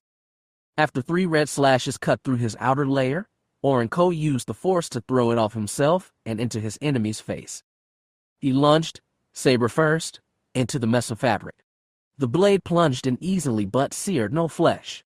Orenko found himself stumbling, legs caught in a tangle of discarded fabric. The Sith now stood 3 meters away. His cloak was gone, and his long limbs and narrow torso were clear beneath his black bodysuit. There seemed something almost arachnid about the way his thin arms and legs snapped to motion. He was on Orenko once more, blade crashing into blade, and it was all the Jedi could do to defend himself without tripping over his own dropped clothes. Far away, Aslan still screamed for help he could never give. He never imagined he could have failed so badly. The Force had given him no hint to the Sith's presence. His enemy had hidden himself so well that the Jedi had walked foolishly into an open snare. Just like Cole Skywalker. Just like every other Jedi who's fallen to the Sith these past few years, and who'd fallen to another Sith a century and a half before. All of them fools who'd walked blindly into their own destruction. His 200 years of life, all his learning and experience, and they'd availed him of nothing. He was barely able to extricate his feet from the tangled cloaks. He backstepped as the Sith kept attacking, enduring one blow after another without returning any of his own. I know of you. You are Orenko. The Sith was barely breathing hard. I never thought you'd walk into this trap. I thought age brought wisdom. Orenko didn't indulge the taunts. He dipped his saber low and thrust at the pawn's legs, but his limbs were so damn skinny, and they moved so fast. His lightsaber tore between trouser cuffs before being knocked back. The Sith continued to taunt. Do you even know what this place is? What's I've made here? Orenko grunted and tried to swipe at the Sith's side. He blocked again but now stood with his back to the wall. Orenko summoned the Force and shoved the Sith back so hard his naked skull cracked against the Ferrocrete. But it wasn't enough. The Sith knocked Orenko's thrust aside and flashed his teeth. I think you should find out. I've wanted to meet you for a long, long time. Then the Sith raised his other first. Lightning sizzled out, danced around Orenko's blade, then jumped into his face and overwhelmed him with scalding heat. What had begun as a faint echo in the Force had become a wailing siren. A Jedi was fighting for his life and losing. Aiden could feel it clearly now. Even Marcos and Ganner could feel it. They clung to handholds on the cockpit ceiling as the shuttle dove fast toward a city their flight maps marked as Sidon. It was a sprawling, unlovely cluster of millions of people, but there was no problem finding the one they needed. Keep going, 3 o'clock, Aiden insisted, pointing out the viewport as he leaned between the pilot and co-pilot. We're almost there. Ganner leaned over Aiden's shoulder and asked, Can you tell what building, specifically? Not yet. Aiden licked his lips. His whole mouth had gone dry. His heart was pounding so hard he was afraid it could burst. But he couldn't lean back, couldn't let the others take charge. His oldest, strangest friend was down there. The Force demanded that Aiden save him somehow. When he saw the 8-sided barrel of a power generator station, he knew Orenko was in there somewhere. He pointed out the viewport again and said, Down. Take us down. Hold on, Marcos interjected. We don't know anything about this place. It could be some kind of Sith base. As the shuttle began a slow arc around the tower, the pilot observed, I don't see a landing pad that can hold us either. It doesn't matter. You have to get us down. Aiden twisted to ask Marcos, Are the troopers ready to deploy? They're ready. You need to calm down, Master Tori. He's right, Ganner said. I can feel someone down there too, but you need to direct us. We'll handle retrieval. They weren't wrong, but they made Aiden feel helpless. The shuttle continued to circle around the building, holding at a safe distance from anti-air fire that failed to materialize. Aiden stared at the structure, trying to decipher where Orenko could be, how they could reach him, but there were so many damnable unknowns. Then the situation revealed itself. Even from their distance, they could spot the flare of small arms blaster fire halfway up the building's south wall. You see them? Aiden said. Take us in now. The pilot began adjusting course but warned, We don't know what kind of defenses they have. They don't have any visible cannons, Ganner said. The pilot pushed toward the tower, not as fast as Aiden wanted. Laser fire sprayed like sparks from one point on the building, and as they drew closer it looked to him like a small landing pad, built for airspeeders instead of heavy shuttles like theirs. The pilot still held back. Marco snapped, "Ray shields, warm weapons, and take us in." That made him comply. Aiden's heart pounded even harder as the shuttle accelerated. No laser fire sprang up to intercept them. The firefight on the platform continued. He squinted through the view screen and thought he saw blasts being exchanged over the back of parked airspeeder. There were no lightsabers that he could see, but he was certain that was Orenco down there. "Open the hatch," he snapped. "Deploy troops." That time nobody hesitated. Marcos and Ganner wheeled around into the hold. As the shuttle neared the building, it slowed and pivoted. The viewport swung away to face the surrounding city so the starboard-facing landing ramp could extend. Aiden needed a better view. He pushed himself out of his chair, lurched for the exit, and clung to the threshold as the ramp in the floor lowered. Warm wind rushed into the hold, but the stormtroopers stood firm. Marcos and Ganner ignited their lightsabers. When the shuttle was close enough to its target, they charged. Aiden didn't follow them all the way down, but his lightsaber clacked enticingly at his waist as he staggered halfway down the ramp and clung to one of the landing struts. From this position, holding not 5 meters above the platform, he could see what was happening. Almost a dozen soldiers filled the entrance into the facility. Their target was crouched behind a Soro Suub landspeeder, its hull now pocked and smoking from countless laser blasts, and returned fire with a blaster. Opposing stormtroopers dropped, the 2 Scarlet Knights among them. Marcos and Ganner deflect bolt after bolt with their pure white lightsabers, while the new stormtroopers pumped return fire into the doorway. Within a minute, soldiers in the doorway had either fallen or retreated. Ganner was the first to wheel around behind the ravaged landspeeder. He touched the arm of the Jedi crouched there and helped raise the human to her feet. Not Orenco. Not even close. Just a slim human female, hair as red as Ganner's, even younger than him. But she was blazing in the Force with both panic and relief, and Aiden was certain she was the one he'd felt from above. It should have meant mission accomplished, but instead it broke his heart. He'd been so certain. He couldn't understand why the Force had led him all this way just to save the life of a total stranger. He tried not to look dejected as the shuttle dipped lower to bring the Jedi aboard. Aiden pulled himself back into the hold just as Ganner and Marcos force leaped onto the lip of the ramp, bringing the woman with them. As they took her aboard, the stormtroopers followed. A few had battered armor, but none looked seriously injured. The girl was a different story. She wore the drab uniform of an Imperial corporal, a disguise, Aiden assumed, and the fabric was scorched in several places. It looked like she'd taken direct hits to the right shoulder, the left hip, and the left thigh. Her young face twisted in pain as Marcos and Ganner sat her down on a bench. "All right, we have her," Marcos called to the pilot. "Take us out of here." "Wait," the young woman said. Her hand shot out to grab Marcos' forearm. "You have to help him." "Help who?" Marcos and Aiden asked simultaneously. "Another Jedi. Orenco. He's still in there, and I think he's in trouble." Her words were wrought by pain and panic, but to Aiden they gave joy. Chapter 4. Then, the air smelled of burnt flesh, and ash drifted on the wind like fluttering curtains. Night had fallen, and the sky was bright with silvery veils of icy stellar dust, dotted here and there with winking nearer stars. Orenco had not been on Shidu Mat in almost 40 standard years, and he'd almost forgotten this stunning view. It was a beautiful sky for a terrible night. Beyond the glow of bonfires and drifting ash, 3 pyramids rose from the violet plain. One was the old step pyramid which the Jedi had constructed when they made their academy here. The other 2, smaller but sleeker on either side of the original, had been constructed by the Sith when they purged this world of Jedi and made it their own. The Sith had been purged in turn. Some of those bonfires blazed with the bodies of slain Dark Lords. There were many Jedi bodies as well, which had been collected in preparation for a more respectful memorial ceremony tomorrow.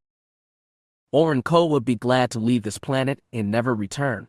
The Jedi had won the battle and seemingly eradicated the Sith, but Shidu Mod was indelibly stained with too much death. It had stained him as well. He sat away from the warmth and light of the fires, alone, but was unsurprised when a figure approached him out of the darkness. He and Aiden Tori had met briefly before the Jedi and Imperial Knights had launched their joint attack on Shidu Mod. It had been a decade since their last encounter, and Orenko had barely recognized him. It hadn't just been the accumulation of age, though his face and body were heavier and gray overtaken black in his hair, nor had it been the shining scarlet armor, which seemed too pompous for the man wearing it. Mostly, it was because Aiden felt different in the Force. He seemed guarded instead of open, weary instead of spirited. History had weighed the whole of him down. He hadn't seen Aiden since the start of the battle, but somehow he'd known the human had survived. Perhaps they had some bond in the Force, if that was what their sporadic encounters amounted to. Aiden emerged from the night and, without a word, sat beside Orenko on a patch of rubble blown from the main pyramid during the attack. They watched the fires for a long time in silence. Eventually Aiden asked, "Do you really think it's over?" "What is it? And what is over?" "The Sith. Do you really think we got them all, for good?" Orenko was accustomed to taking the long view. He was also not accustomed to lying. The dark side is eternal. You could say the Sith are too. But did we stamp them out here today? I do not know. At least tell me it was worth it. Aiden's voice was raw. I hope so. It was the best Orenko could give. He looked at the dark earth beneath his feet and said, "Jaganark fell in battle." Oh, I'm so sorry." Aiden reached out and touched his shoulder. It was no comfort. Orenko had introduced his friend to his apprentice before the fighting started. There hadn't been time to say much, but Aiden had looked impressed by the towering young Wookiee. And though he hadn't said it, Orenko knew he'd approved of the match. So had Orenko. Wookiees didn't live nearly as long as Drethus, but they lasted longer than most species, and it was no coincidence the Council had paired them together. Jaganark had been a lanky pup when he started studying under Orenko 16 years ago. He'd grown big and strong and skilled in the Force, and Orenko had expected to continue training Jaganark for at least 2 more decades. There would be nothing now. A Sith blade had felled him. Orenko knew he'd spend the rest of his long life wondered if he'd brought Jaganark into the battle too early, if he'd sent his apprentice to his death. Aiden didn't have an apprentice, not like that. The Imperial Knights worked differently and encouraged students to be loyal to the Imperial state, not a specific teacher. Nonetheless, he felt the human aching with a deep, personal sorrow. Watching the distant fires, Orenko asked, "Who did you lose?" Aiden took a deep breath. "The Emperor died today." "What? And his son?" "The Crown Prince Vitor. They both died at Hapes." It was a staggering loss. The Empire had just ended a long, brutal civil war. It should have meant celebration and healing. Instead, his Emperor had devoted himself to one last campaign to help the Jedi liberate the Hapes cluster from its Sith Queen. Some Jedi, including Orenko, had hoped that this would reunite their divided orders. That would never happen now. They'd be lucky if the schism didn't deepen. But Aiden mourned more than a lost hope. Orenko asked, "Did you know either of them well?" "I knew Vitor. I was, not his master, but I was his elder. I tried to teach him things. He was such a serious young man. He thought he'd become emperor one day. We all did, and we tried to prepare him for that, but now it had all come to nothing. Vitor, Jaganark, the dead emperor, and so many fallen knights. The air was rank with their deaths." "Tell me it was worth it," Aiden said, voice cracking. "Tell me all this accomplished something. I'm getting too old to live on hope." "I know no more than you do," Orenko said, and wished he did. Sith were slain. Hapes was freed. An old wrong has been righted. That must be worth something, surely. "It doesn't feel like enough," Aiden said in a hoarse whisper. It didn't to Orenko either. He hoped it would someday, when grief dulled and time worked its inevitable balm. But that day would be a long time coming. "Now, you are a gift. I almost feel like the Force itself has put you in my hands.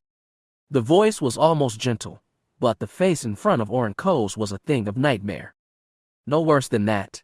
It was the nightmare that had haunted him and every Jedi for decades. The last thing he remembered was a burst of dark lightning and a surge of pain. Now he swam upward, out of darkness, but when he breached the surface he saw only a narrow hairless face like a human skull, painted in stripes of red and black and glowing from within through molten eyes. He battled Sith before, in the grim frenzy at Shidu Mod, but he never looked one in the eye like this. Never been alone with one. Never been completely at one's non-existent mercy. He was trapped upright in a chair.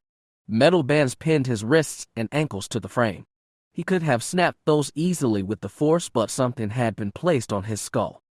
He could feel them, small, cool, metallic, each pinching skin a few centimeters behind an eye. At random moments, out of sync with each other, the devices emitted electric sparks that shuddered through his nervous system, blanked his mind, and made tiny sparks dance through his vision. Though he wished they would, they did not erase the image of the Sith stand in front of him, hands clasped behind his thin back, watching Oren Coase with intense interest. Thin lips parted and a sharp-toothed mouth said, "I've known of you. You're unique. The only Jedi of your race. I've always wanted to meet you face to face." "I don't know you," Oren Coase bit out. "I don't want to." "I am Darth Kallus." The pawn lifted a skinny black-clad arm. "Welcome to my laboratory." Blasted by dark lightning, jarred by random electric shocks, Oren Coase struggled to fit the pieces together. He tilted his head back and looked at the chamber rising high above. It was vast and conical, with the rings of at least a dozen ascending walkways rising toward the ceiling. He saw the gleam of glass or transparent steel, perhaps large containers, on many levels. He remembered what Aslan had told him about this being a former power station whose generator had been removed, his heart hollowed out. He remembered Aslan. He opened his jaws to speak, but an electric shudder erased his thoughts and trembled through his body. "They're effective, aren't they?" the Sith said. "Such a simple way to incapacitate a Jedi. Use them too long, of course, and the subject gets brain damage, but you'll only need them a little while longer. They were developed by Darth Sidious and his minions over a century ago, and Lord Crate saw no room for improvement. Sometimes the old ways are the best. Of course," he added, "old is a relative term." Aslan. He'd been thinking about Aslan. He twisted his head again and did not see her here. They were alone, the two of them, one old Jedi and one old Sith. Another spasm racked his body. Sparks overran his vision, but when they cleared, Darth Kallus remained in front of him. "What do you want from me?" Oren Coase asked, teeth chattering. "Several things," Kallus said. "Conversation, for one." With unnerving formality, he went to a table at the side of the room, pulled out a stool, and dragged his feet across squeaking metal until it was in front of Oren Coase's chair. Then he sat on it so they were resting at the same level. Oren Coase tried to twist his limbs free, tried to call on the Force, but more sparks rattled through his brain. "I'm sure you're wondering about the girl," Kallus said conversationally. "Unfortunately, she was killed trying to escape." Those were the words he dreaded to hear. They hurt him more than the shocks ever could. Oren Coase clung to the fact that Sith lied, Sith deceived, Sith were not to be trusted. If only he could concentrate in the Force, he might know for sure one way or the other. The Sith, it seemed, had no problem reading him. "Her death wounds you. Was she your Padawan?" "Only for a few days. But she'd been the closest he'd had since losing Jaganark. Recovering from that wound had taken a long, long time." "Interesting. I thought you'd be used to death by now. It's inevitable to see it again and again, living the lives we do." Oren Coase suffered another brief shock but managed to say, "I am not like you." "Oh, but you are." Kallus leaned forward. "It's why I've wanted to meet you for decades.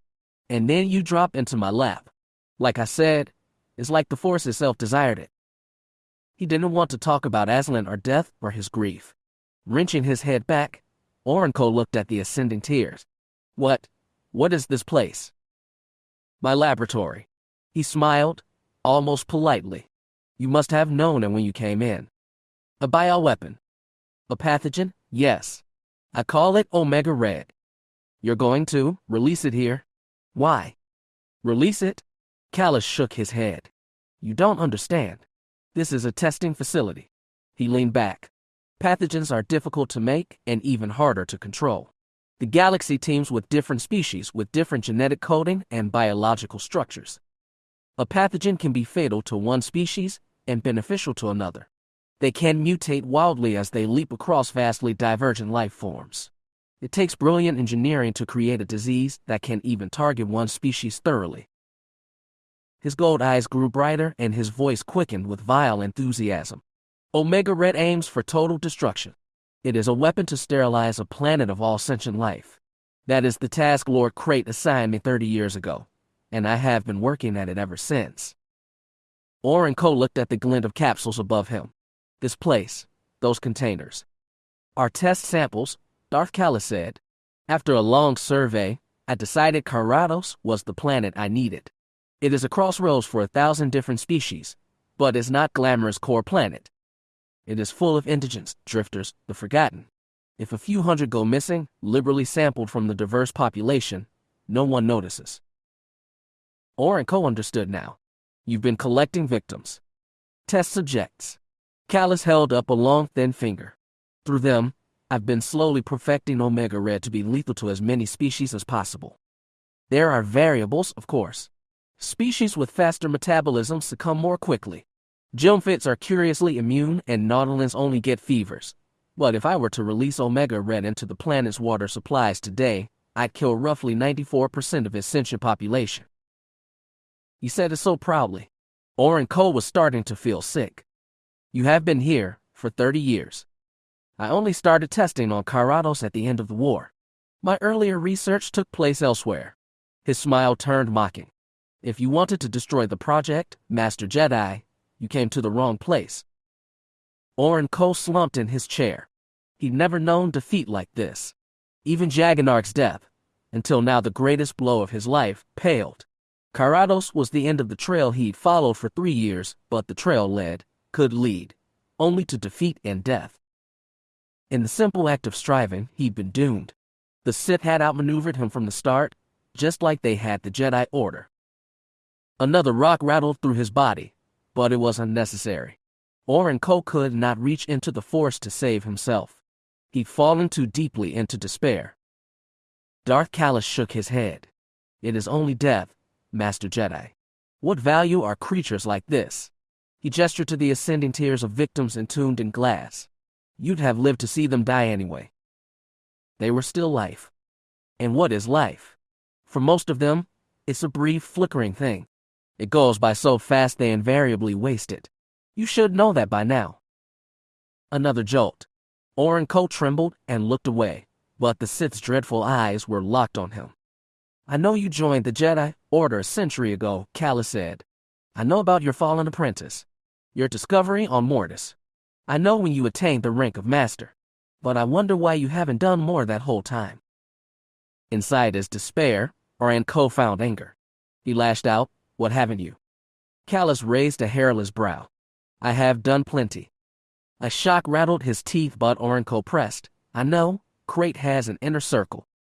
A spy master and scientist called Maladi. She is young, isn't she? Even for her kind. Maladi has talents, Callus said calmly. I have mine. Lord Crate recognizes that. If you are so old, so wise, why aren't you in his circle? The damnable Sith only smiled. He leaned back on his stool and asked, How old are you? 2 standard centuries? Perhaps. Then you're younger than I. Only discovered the Force within me as an adult. I was older than you are now when the Jedi came to Utapau. I watched one of their knights weave through the chaos of battle on the back of a Varactyl, glowing sword raised in triumph. It was the most incredible thing I had ever seen. And then the Jedi fell. In the same day I learned how gloriously they lived and how easily they died. I discovered the Force slowly within myself, and I wanted to become stronger than the fallen heroes. Over the course of a century, I found my way to the Jedi, and then to the one Sith. We are living history, you and I. History teaches the long view. Jedi fall, rebuild slowly, and fall again in a calamitous crash.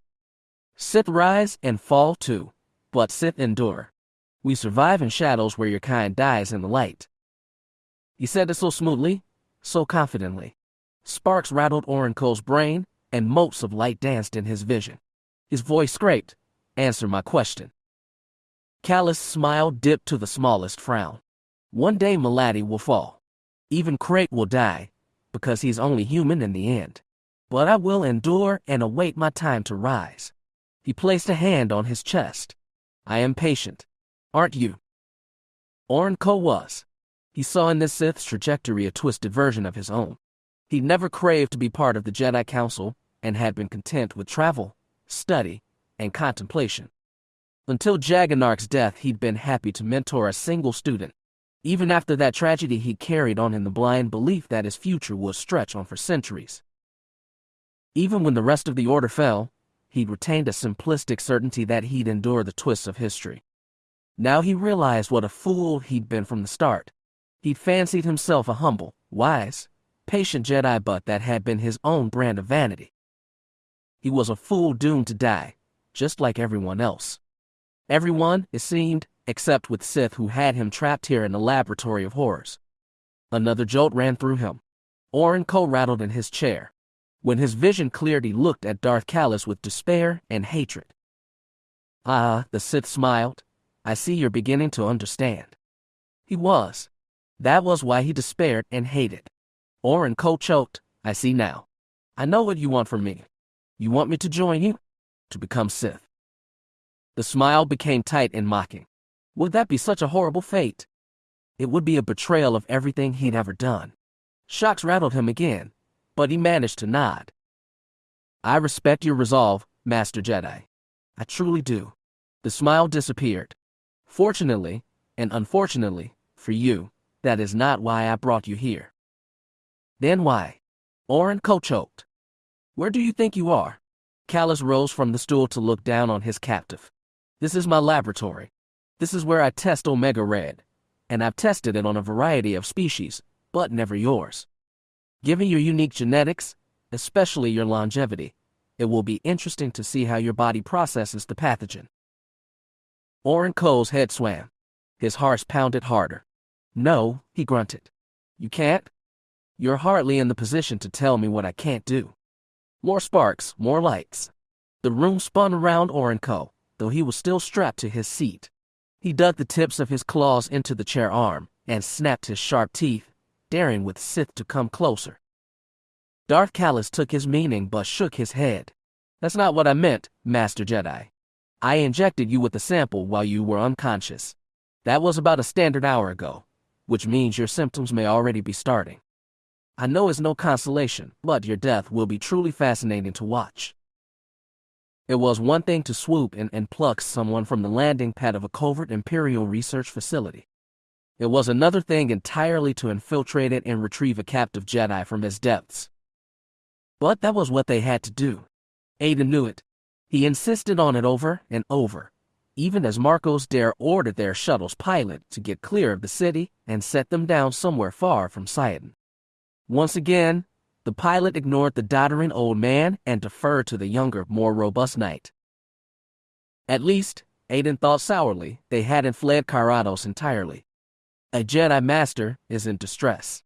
We owe him rescue. As a brother in the Force, Aiden insisted after the shuttle had set down in a crevasse and he'd followed Marcos into the main hold. "We owe the Jedi nothing," Marcos insisted. "The enemy is aware of our presence. We won't be able to take them by surprise again." "Then why haven't you just flown away?" Aiden waved a hand. "Why even come here in the first place?" "I came because the Empress Dowager ordered me to," Marcos said, with strained patience. "And we haven't flown away because I want to talk to the girl we rescued." Aiden followed him to the shuttle's small sick bay, where that girl was sitting half a pride on a medical bed. Ganner was with her, and he'd already cut away the burnt portions of clothing and applied Bacta salves to her shoulder, flank, and thigh. The young Jedi was awake and alert, but her face was tight with lingering pain. "I am Master Marcos Dare. This is Master Aiden Tori. The young man tending to you is Ganner Creed. We are Imperial Knights in service of the true Emperor Roan Fel. The red armor was a giveaway, and Ganner already told me your names. The Jedi tipped her chin at the youngest knight. But thanks for making that clear. I'm Aslan Ray. Aiden had a barrage of questions for her, but Marcos jumped in first. What was the nature of your mission on Karados? My mission was staying alive. A few days ago I met a Jedi Master and he'd found some kind of Imperial, Sith, bioweapon facility in Sidon. And I thought, she looked at her wounds. I thought I should help him. You are a member of the Jedi Order, aren't you? Marcos asked. I don't know if there is an order. When I was a Padawan on Coruscant when the Sith attacked. I've been on my own until I ran into Orenco. Tell me about him, Aiden insisted. Is he alive? Can you feel him? I think so. She frowned. I think he's in trouble. Worse trouble than I was in. That matched the vague feeling Aiden had. He could feel his friend's familiar presence, but it was distorted by pain and darkness.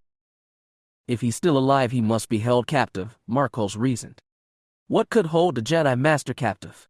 Ganner asked. Nobody leaped to answer. There were different options, none of them good. The worst was a Sith, and Aiden wouldn't be surprised if there was one overseeing this bioweapons facility. When it was clear nobody wanted to speak it aloud, Ganner said, this weapon could be a threat to the whole galaxy, including the true Emperor. If Master Tori is right, and the Force brought us here, we need to take it out. With a single squadron of stormtroopers, Marcos scowled. He told Aslan, tell us everything you know about the bioweapon and the facility. Now.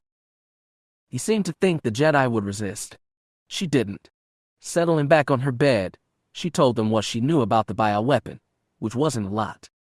She said she had a partial download of the facility schematics, but it omitted certain high-clearance areas where, one could be sure, the actual bioweapon was being kept.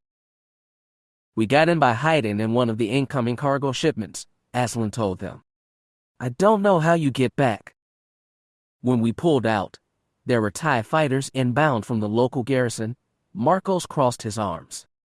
Our pilot managed to lose them, thankfully, but they'll be alert for aerial incursions now. We have to get inside. We have to, Aiden said. He knew he sounded like a pathetic old man, insisting on something that couldn't be, but he meant it from the bottom of his heart. The Force had directed him clearly, after so many decades of seemingly leaving him to his own devices. He was meant to save Orenco. If he failed, his whole life would seem for naught. Marcos wasn't impressed by his desperation. We simply don't have the manpower or equipment to break into the facility at this point, and we have no reinforcements to call on. So we just let that bioweapon facility go, Ganner said. We should at least try to destroy it. Destroy it how? Shoot it with our laser cannons. We have no idea what kind of pathogen we're dealing with. Blow up the facility, and we might unleash it across all Karados and doom billions. Marcos was correct on every count. Aiden desperately wanted to counter him, couldn't find an argument. Aslan, however, said, even if they have ties in the air, we might still get in on the ground. It's not well defended. There's no big walls around it, just an energy fence. If we go in through the city, at night, I don't think they see us until we're inside. And then what do you propose? Marcos asked. Wander until we find your missing Jedi. I can't find Orenco, Aiden's voice scraped. I was meant to. Even Aslan and Ganner gave him wary looks. He didn't care. It was the truth. Master Tori, Marcos said, you yourself said you're not in the condition to fight. If you go into that facility, I don't expect you to come out. No mincing words. Aiden actually smiled a little. Straight talk was what they needed now. Aslan lurched to his defense. There's not many soldiers inside the building. Almost all the people I saw were uniformed staff, and even then, most of the place was empty. I think it's running on minimum personnel, maybe for security reasons. Unless they've reinforced it with troops from the garrison, Marcos said. Would they? Ganner asked. If that's a top-secret facility, they're not going to want run-of-the-mill infantry walking around. They'd only take people who have been specifically vetted. That was logical too, and it made Marcos scowl deeper. Tight security means it will be all the harder to reach the areas where the bioweapon, and presumably your Jedi Master, are being kept. Their security, and their security. Aiden touched the lightsaber at his belt. This can't cut through a lot of doors. Literally, Aslan agreed. If you drop that red armor and get in something a little less conspicuous, even Stormtrooper whites, that will help you too. And you'll have my download from the base's computer to guide you. Partial download? Marcos corrected. The young Jedi's brows slanted together. I'll guide you, she said. Yanner put a hand on her good shoulder. You've been hurt. You can barely walk. I can't run, but I can walk. Give me painkillers and I'll power through. You are not in the condition for another fight, Marcos told her, then turned to Aiden. Neither are you. With all respect. We don't have to fight, Aslan insisted. You can fight. We'll just be guides. Marcos swung his scowl back to her. The young woman didn't wilt.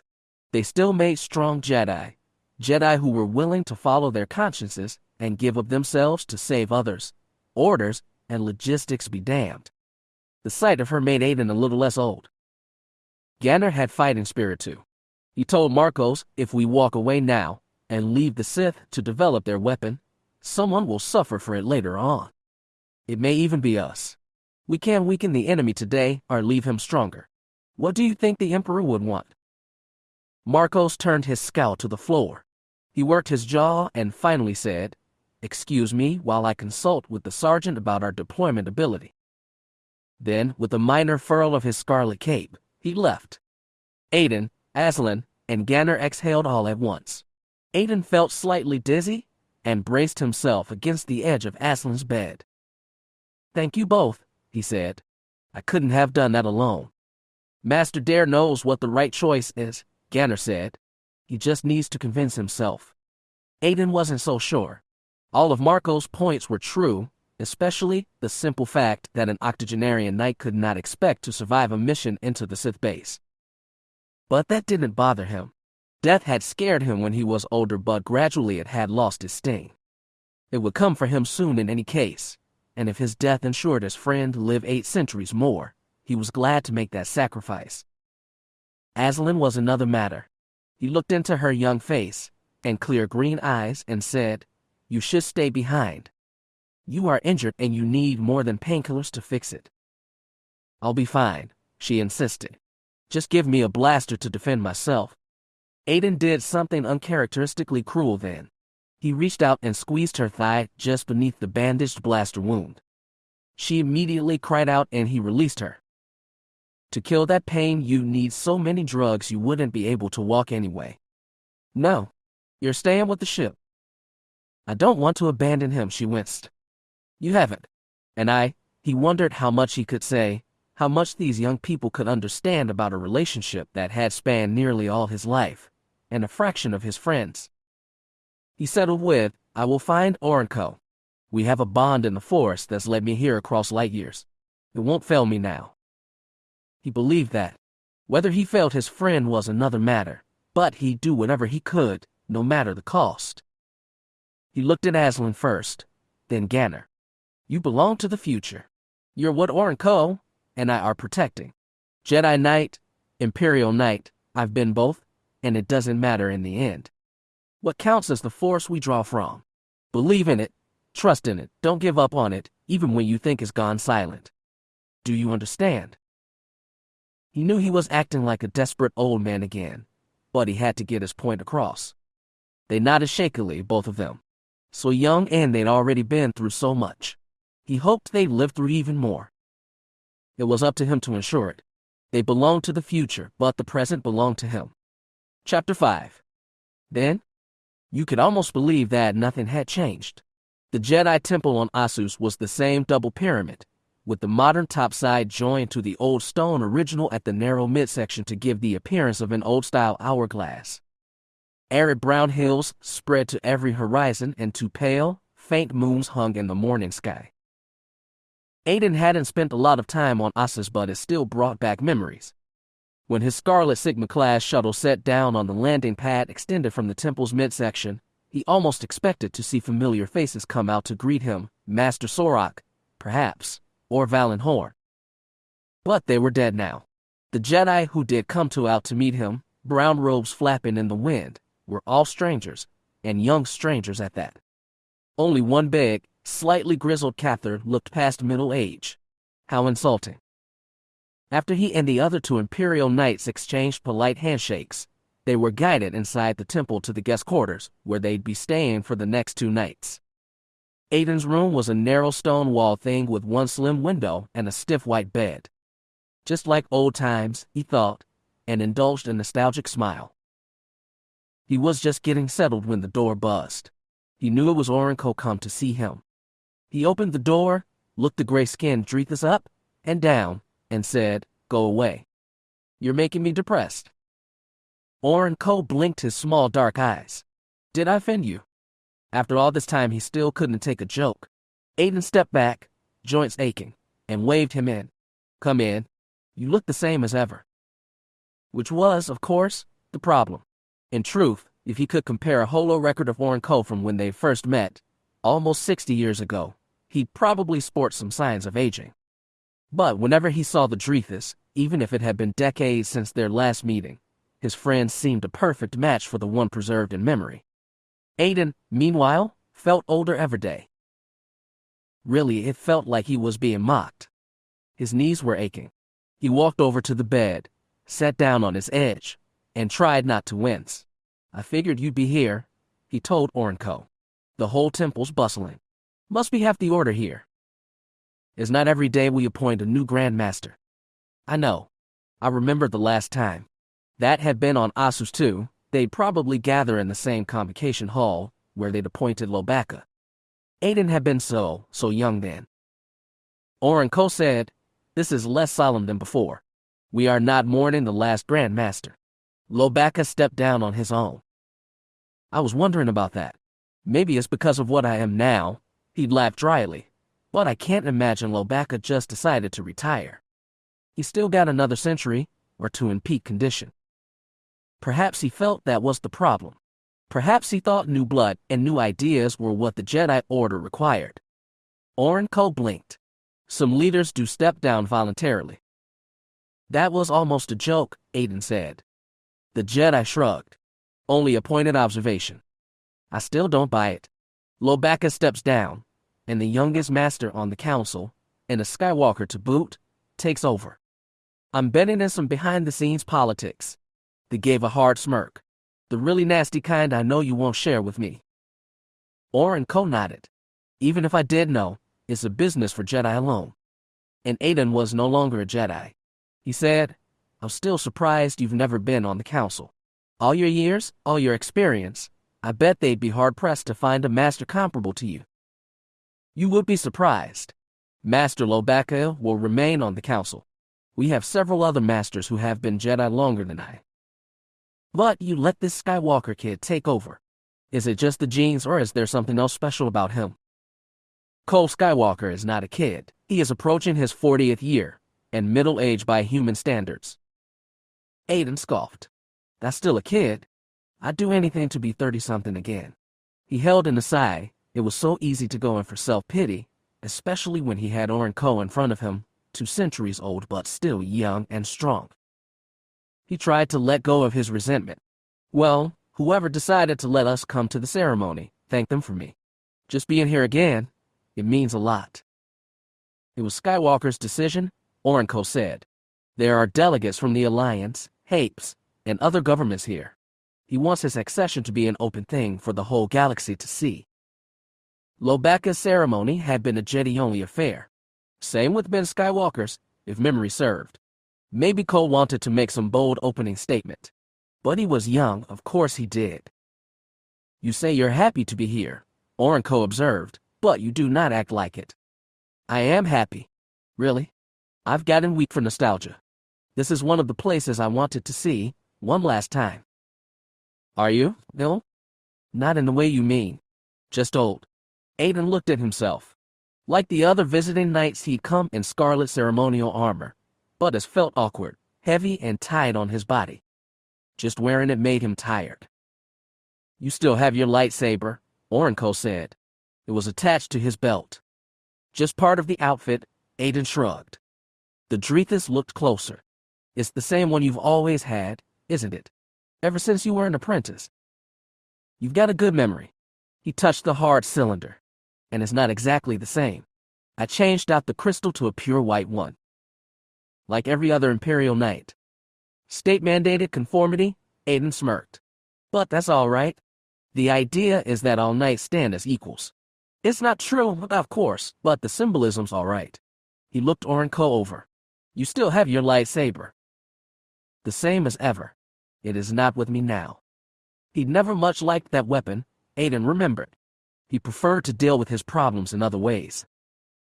Tell me, Aiden said, can you still effect minds like you used to? Yes. Though he knew the likely answer, Orenco asked, has your wayfinding ability returned? That's long gone. I've got other things to worry about nowadays. Damn it all, he was really falling into self-pity. He didn't want Orenco to see him like this. The Drethus was one of the last beings alive who remembered him at his best. So with effort and ache, Aiden Tori pushed himself off the bed. I've still got a little energy left in me. How about we take a walk, huh? You can show me everything that hasn't changed, and then the things that have. Now, Orenco had dealt with death many times over his century as a Jedi, but it had never felt like a personal threat until this moment. His head ached from the sporadic shocks, but was it fear that made his heart pound or the first symptoms of the disease? Was his nausea the sign of a cruel Sith pathogen destroying him from the inside? He had a feeling not even Darth Kallus could answer that. The Sith had gotten up from his stool and left the chamber, then returned after uncounted minutes. He resumed his place on the stool and checked a datapad in his lap. Orenco could glimpse shifting graphics. He wondered if the shock devices on his skull were recording bioscience as well. During an ebb in his nausea, he asked the Sith, how can you sit in front of me like that? I prefer to observe patients firsthand, Kallus replied. But the disease, he lifted his head. Aren't you afraid of catching it too? Or do you have an antidote? How can you make an antidote when you're constantly revising your pathogen? Kallus smiled at the foolish question. How can you predict its transmission? Orenco returned. Still the damnable smile. I don't need to. This facility used to be one of Sciatin's municipal power generating stations. I had it shut down and the main reactor removed, but the subsidiary reactor is still in place. In addition to powering the building, it has also been modified to emit steady amounts of Epsilon 7 radiation. He paused, like it was significant, but Orenco could barely follow. What does that mean? Epsilon 7 radiation is commonly used to sterilize medical equipment. The Omega Red pathogen is particularly vulnerable, and even small amounts will kill it inside the host body. Then how, all this? He looked at the tiers of victims. This chamber used to house the main reactor core. The walls are shielded to keep radiation inside, but it works both ways. Now it keeps radiation from the secondary reactor out. But the rest of the facility receives regular doses of radiation. Once I leave this chamber, any Omega Red inside me will be sterilized. Kallus nodded like a satisfied lecturer. Continued exposure to Epsilon 7 damages healthy tissues in many beings, but pawns are notably resilient to it. I suspect your race is as well. As I told you, I picked this location very carefully. What about all the others? Your staff. He shrugged. Humans, mostly. Their lives are short. Now they're a little shorter, but not as short as yours. Part of Orenco wanted to weep, another part needed to vomit. It occurred to him that the electric shocks to his skull were fewer now. Darth Kallus must have felt certain the pathogen was enough to disable a Jedi. Orenco wished he could prove him wrong, wished and knew he could not. He sat forward, head bowed, wrists and ankles still locked in restraints while this damn Sith, so dispassionate and patient, watched him die. His mind, now fevered, churned with all his failures. He thought of Jaganark and Aslan Ray, of the students he'd never teach, histories he'd never write, centuries he'd never know. But there had been good things, too, in this too short life. He defended light, battled darkness, and held true to his Jedi vows even as the Order fell. His brightest moment had been a long time ago, on a place more unreal than even a fatal fever dream. He'd saved his master and, in some small way, helped save the Jedi. Even the Force itself. Aiden had been right back then. They really had peaked. But what a peak it had been. He tried to cling to that memory from long years ago. He was going to go and to die here. He was certain of it, but he could cling to his best moment to the end. It would be a small victory, the last he had left. He held it tight, and he felt someone else holding too. Oren Ko thought it was delirium at first. There was no one here to save him. He failed Azlyn Ray, and gotten her killed the same as Jaganark. But no, it wasn't Azlyn he felt. It was an old soul, one who knew him better than any left alive, though their paths had crossed so rarely over all their decades. This was more than delirium. This was Aiden Tori, somehow, impossibly reaching him through the Force. Oren Ko stretched through his dying haze to help his friend, however he could. As they fought their way deeper into the facility, Aiden was willing to concede a point to Marcos Dare. This has been a stupid idea. Getting inside had been difficult. They'd used every Aerodeck speeder bike stored aboard the shuttle to enter Ciaton, riding 2 or 3 to a vehicle, a trio of Imperial Knights and 10 stormtroopers. The last 2 in the squad had remained in the shuttle with the pilots and an uncomfortable Azlyn Ray. Once they found the power plant-turned-weapons laboratory, they'd had to slip through gaps in the energy fence to enter secure grounds, then use Azlyn's schematics to find a back door vulnerable to lightsaber-assisted entry, all the while evading camera emplacements. Reaching Oren Ko was harder still. Marcos and Ganner had donned borrowed stormtrooper whites to avoid detection.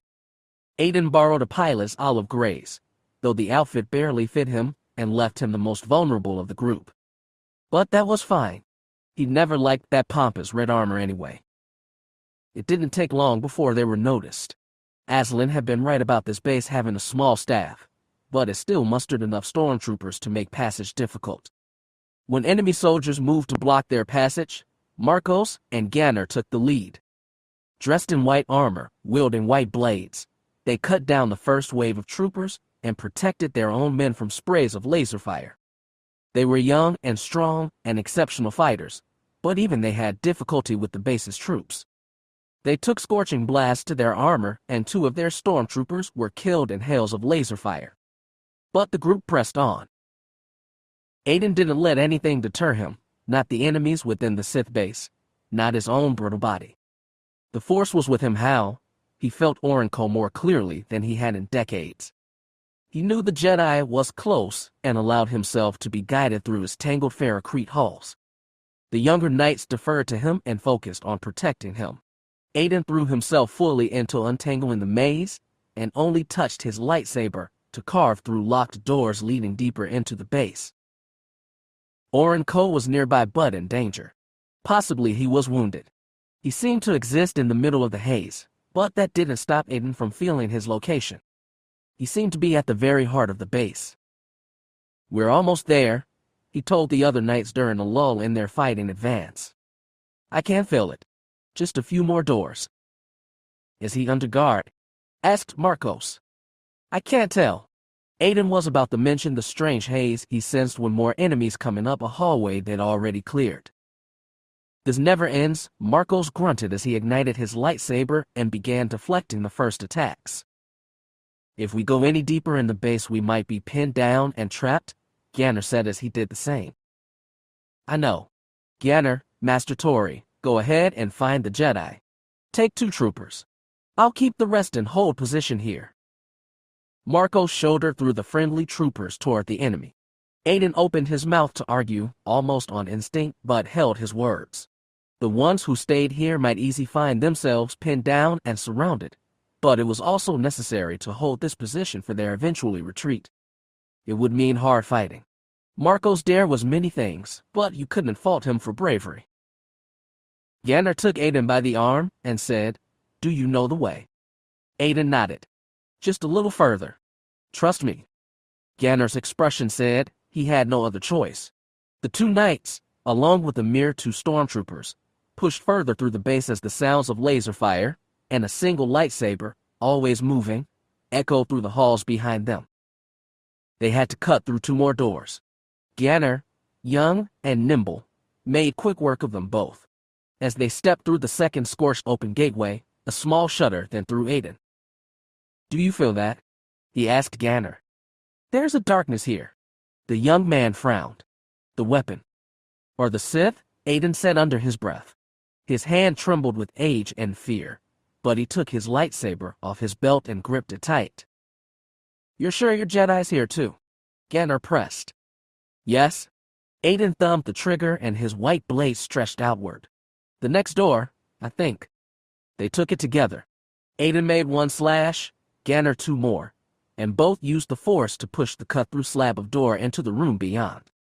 It clattered noisily on the floor, and they stepped into the chamber beyond. It was by far the biggest they'd seen here. 5 or 6 tiers of walkways rose in rings overhead. The ground floor was packed with scientific equipment, but there was an open space in dead center. In the center was a chair, and in the chair was Orenco. The Drethus looked the same as ever. He was strapped to the chair at ankles and wrists, but his head swiveled to find the new arrivals. His small dark eyes grew a little wider. Aiden felt his friend's shock, hope, and disbelief all muddled together. He understood that something was wrong with Orenco and immediately lurched forward to free him. Orenco's jaw hinged open for a shout. A tall, thin figure of scarlet and black stepped between them.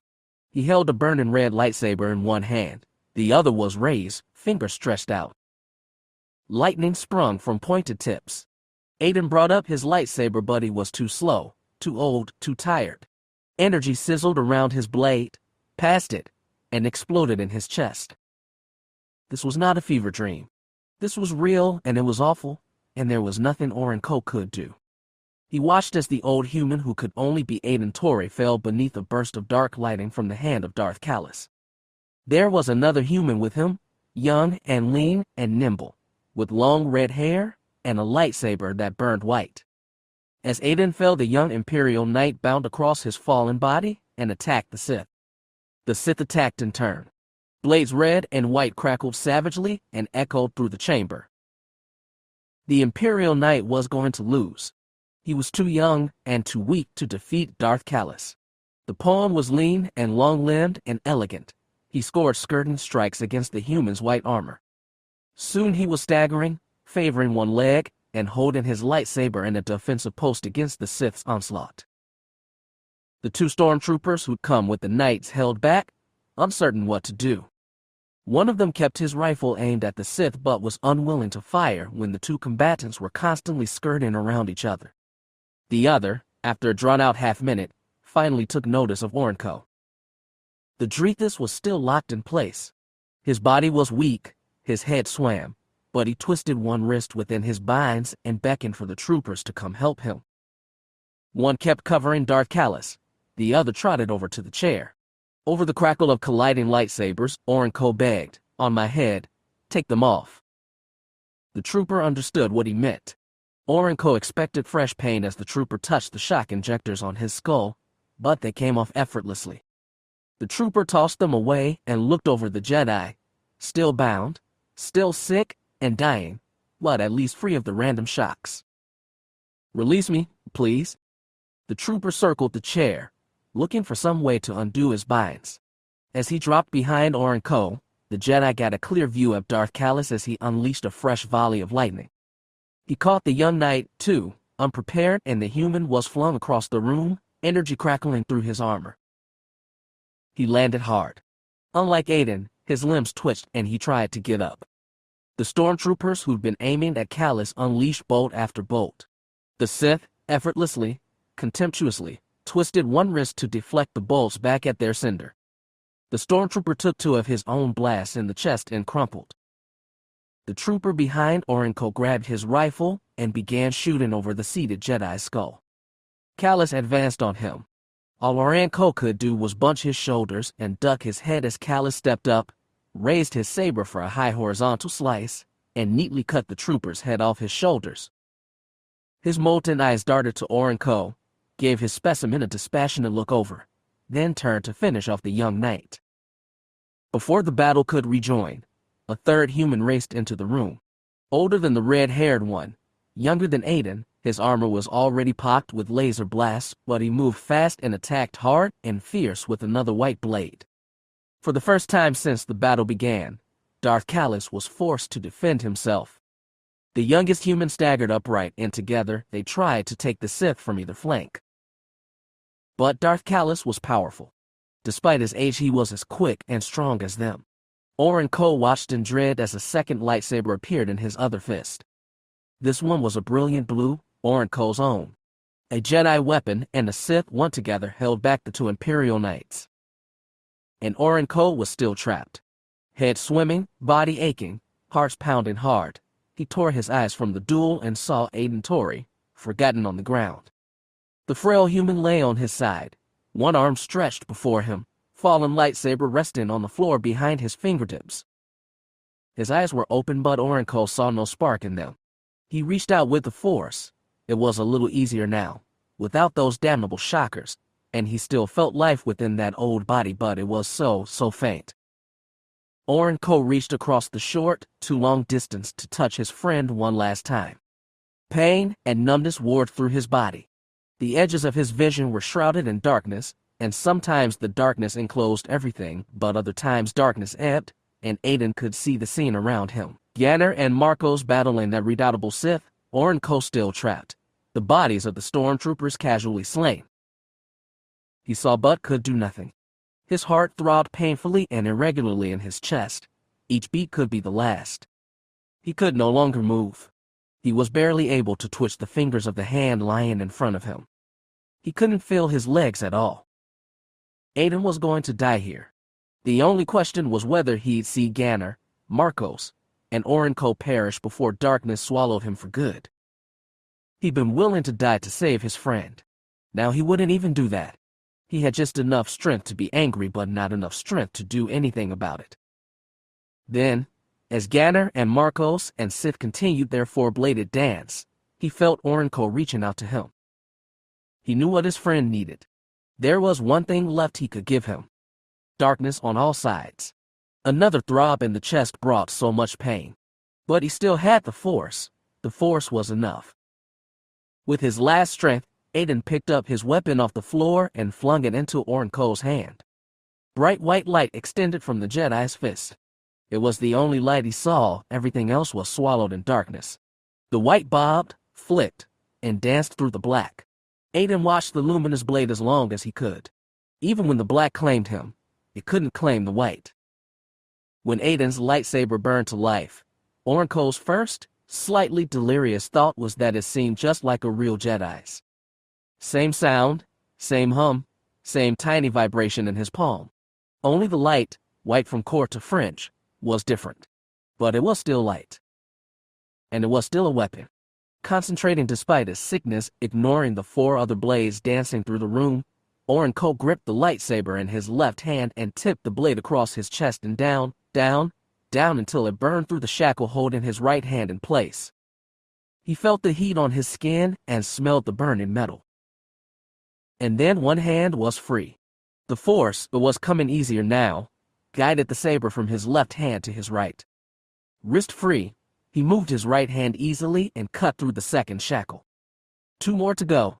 He bent forward and aimed the blade carefully at his ankles. At the far side of the room, Darth Kallus and the 2 Imperial Knights still battled. Close by, Aiden lay on the floor. His eyes were open but empty. Oren Ko could no longer feel the spark of life from him. Over the decades he'd wondered what it would be like when Aiden Tori, inevitably, it had seemed, died before him. He thought he'd be sad at this moment. Instead he was grateful. He would mourn later, with whatever time he had left. Oren Ko skimmed his right ankle as he cut himself free. Pain shot up his leg, but he pushed himself upright. Fresh aching stabbed his head, his body wavered, and he braced himself against the discarded chair to keep from falling. He clutched Aiden's lightsaber in 2 hands. It burned like a white arrow ahead of him as he charged toward the other combatants. His limbs were weak and he could not find balance. With every step he felt he might tip over. But he kept going, following the dance of 4 blades so he could add his 5th.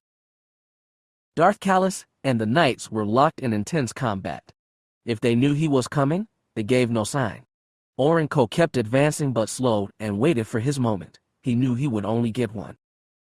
When the knights pinned the Sith by either side, when Darth Kallus had his back turned, Orenco made the final lunge. Kallus spun. He used his red blade to push back the younger knight's white one, while his blue blade, Orenco's own, swung to intercept the Jedi. Orenco didn't stop.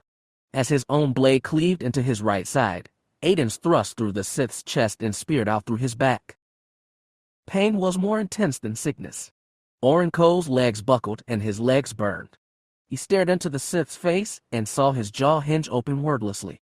His expression mixed shock, pain, and, most of all, indignation, as though he'd never thought he could be so disrespected. Orenco twisted his wrists and swiped his blade deep inside the chest of Darth Kallus. The molten light in the Sith's eyes faded. Life died with it. Both lightsabers winked off. Jedi and Sith tumbled together to the floor. Inertia rolled Orenco off Kallus's body and away from it. He came to rest on his side, back to the fallen Sith, facing Aiden Tori's body on the far side of the room. Pain spread from his abdomen. He couldn't feel his legs. Darkness clouded the edges of his vision and threatened to swallow him whole. Someone took his shoulders and rolled him onto his back. The two Imperial Knights, one young, one even younger, looked down on him. "Master Jedi, we are going to try and move you," the younger one said. Orenco found the strength to lift one hand. "No. Can't stand, too late. Already infected." Both humans started to back away, but he waved them closer. His head swam and his body drowned in pain, but he explained to them, best he could, what Darth Kallus had told him about Omega Red and the Epsilon 7 radiation that could cleanse it. "If this chamber, exposed to radiation, you can sterilize it all." The bearded knight nodded. "We'll do our best, Master Jedi, but we can't stay here long. Reinforcements from the planetary garrison are on their way. The pathogen, you can't destroy it all. Not here." He rolled his head to the dead pawn's body. "Darth Kallus, you can destroy his laboratory, his research." "We will. We'll do it now." The older human started to rise, but the younger one remained, bent over Orenco. "Master Jedi, we can still try to move you. We can get you back to Aslan." Aslan. Alive. Orenco's eyes fluttered. He couldn't believe what he'd heard. "She rescued." "Yes, Master Jedi. She's with our ship." Tiny tears dropped from his eyes. "She is the future. If you hold on, you can tell her that yourself." "No. Too sick, too hurt." "Master Jedi. Go, cleanse this place. Destroy it." "He's right," said the older knight, now standing tall. "We have to move, Ganner, or we won't get out of here at all." Ganner stood, but his eyes were still on Orenco. "I'm sorry we didn't get here sooner. Just turn me. On my side." Ganner seemed to understand. Shifting Orenco's body brought another wave of pain.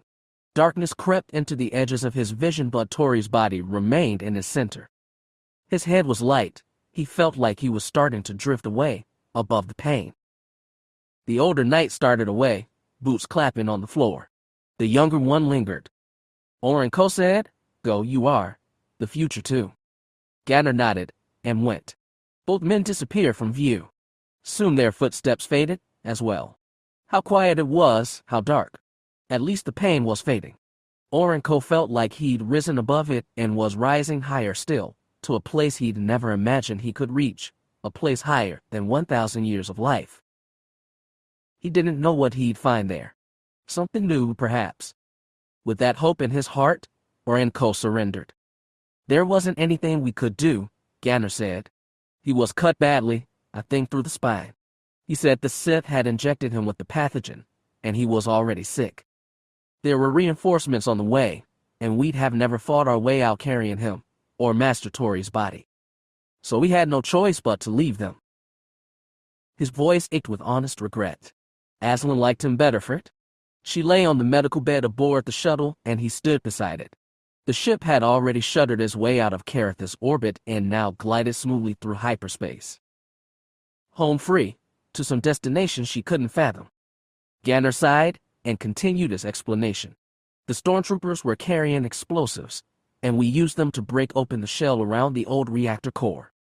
The Jedi, Oren Co., said it was a shield against the Epsilon 7 emissions. Once it was broken, Master Dare overcharged the secondary reactor. It flooded the whole facility with radiation, which sterilized the pathogen. What does that mean for you? Aslan asked. Our exposure was brief. There shouldn't be any long-term side effects, but frankly, I've been feeling ill since we left. She noticed he looked paler than before. When we get to where we're going, you can probably get a full checkup. Yes, definitely. It was an opening for him to explain where, exactly, they were going. Instead he said, we destroyed all the computers in the laboratory too. Oren Co. said the pathogen had been designed elsewhere and Carados was just the testing site, which means Omega Red is still out there, somewhere. But you destroyed the site, she told him, and you killed the Sith Lord in charge. We didn't kill him. The Jedi did that. With Master Tori's lightsaber. He looked down. Silence filled the cabin. Aslan asked him, did you know Master Tori well? Not really. He was, always a bit of an outlier. He was a Jedi first. I heard he did something really important when he was young, but I never learned what. After the Imperial Knights were founded, he became one, but he always did things a little differently. Some people said he was still a Jedi in his heart. And that's a bad thing. Aslan pouted. Ganner picked his head up. No, I'm sorry, that's not an insult. It's just that some knights feel that. It's all right. She lifted her hand. Just a joke. Right? Ganner shrugged awkwardly. He was older than her but didn't seem so then. He was an outlier. Like I said, it seemed like he knew Oren Co. well. I barely knew him. I just met him a few days ago, Aslan admitted. I'd heard about him though. He was the only member of his species in the Jedi Order, and Drethas are supposed to live a long, long time. He looked young to me, Ganner said, but I suppose that's relative. How old was he? I don't know. A few centuries, I think. He could have lived a lot more, she thought, but it would be cruel to say that to Ganner. Instead, she said, I think he was a bit of an outlier too. He was a master, but I don't remember him having apprentices. He wasn't on the Jedi Council, though he probably could have been if he wanted to. One more memory sparked. I heard he did something really special once, a long time ago. I don't know if I ever heard what. The words felt bitter coming out of her mouth. She owed Oren Co. much more than that. But they were all she had. Ganner touched her arm so she looked in his eyes. He told her, Oren Co. says you're the future. We both are. The future of what? That's the question. He smiled weakly. For you more than me, I think. Where are we going? Can you tell me? Finally. It's a world where we'll be safe. He hesitated, then added, the true Emperor is there. But will I be safe? The Emperor never had any ill will toward the Jedi. Aslan had heard differently, but she told him, I'm not a Jedi. I was an apprentice. I stopped being one when the Order fell. Then, for a couple days, with Oren Co., the Force started coming back to me. Or I started coming back to it. If you want to train as an Imperial Knight, I'm sure you'd be welcome. It seemed to her that Ganner didn't have the authority to make that call, but he spoke in earnest. Her first instinct was refusal. She'd always seen the Empire's knights as hard, doctrinaire, and unforgiving. But she'd never really known them. She'd never sat down and talked with one until this moment. And she'd just started to realize how essential the Force was after all. She thought she'd turned her back on it, or it on her, but in the brief time she'd known him, Oren Co. had reawakened all his possibilities. To turn away again would be a betrayal of them, and of him. Carefully she said, I'd like to complete my training. His face brightened. Then I'm sure we'll figure out something. You wouldn't be the first Jedi turned Imperial Knight. Thoughts of Aiden Tori made his smile wilt. They fell into silence again, dwelling on fallen knights whose stories they'd never know, except the very end. But it wasn't just an end. It was a beginning too. Aslan didn't know what she'd become among Imperial Knights, but if nothing else, the Force would be with her and she'd be with it. It wasn't a lot, but it was enough. Please drop by the archive and comment to let the creator know if you enjoyed their work.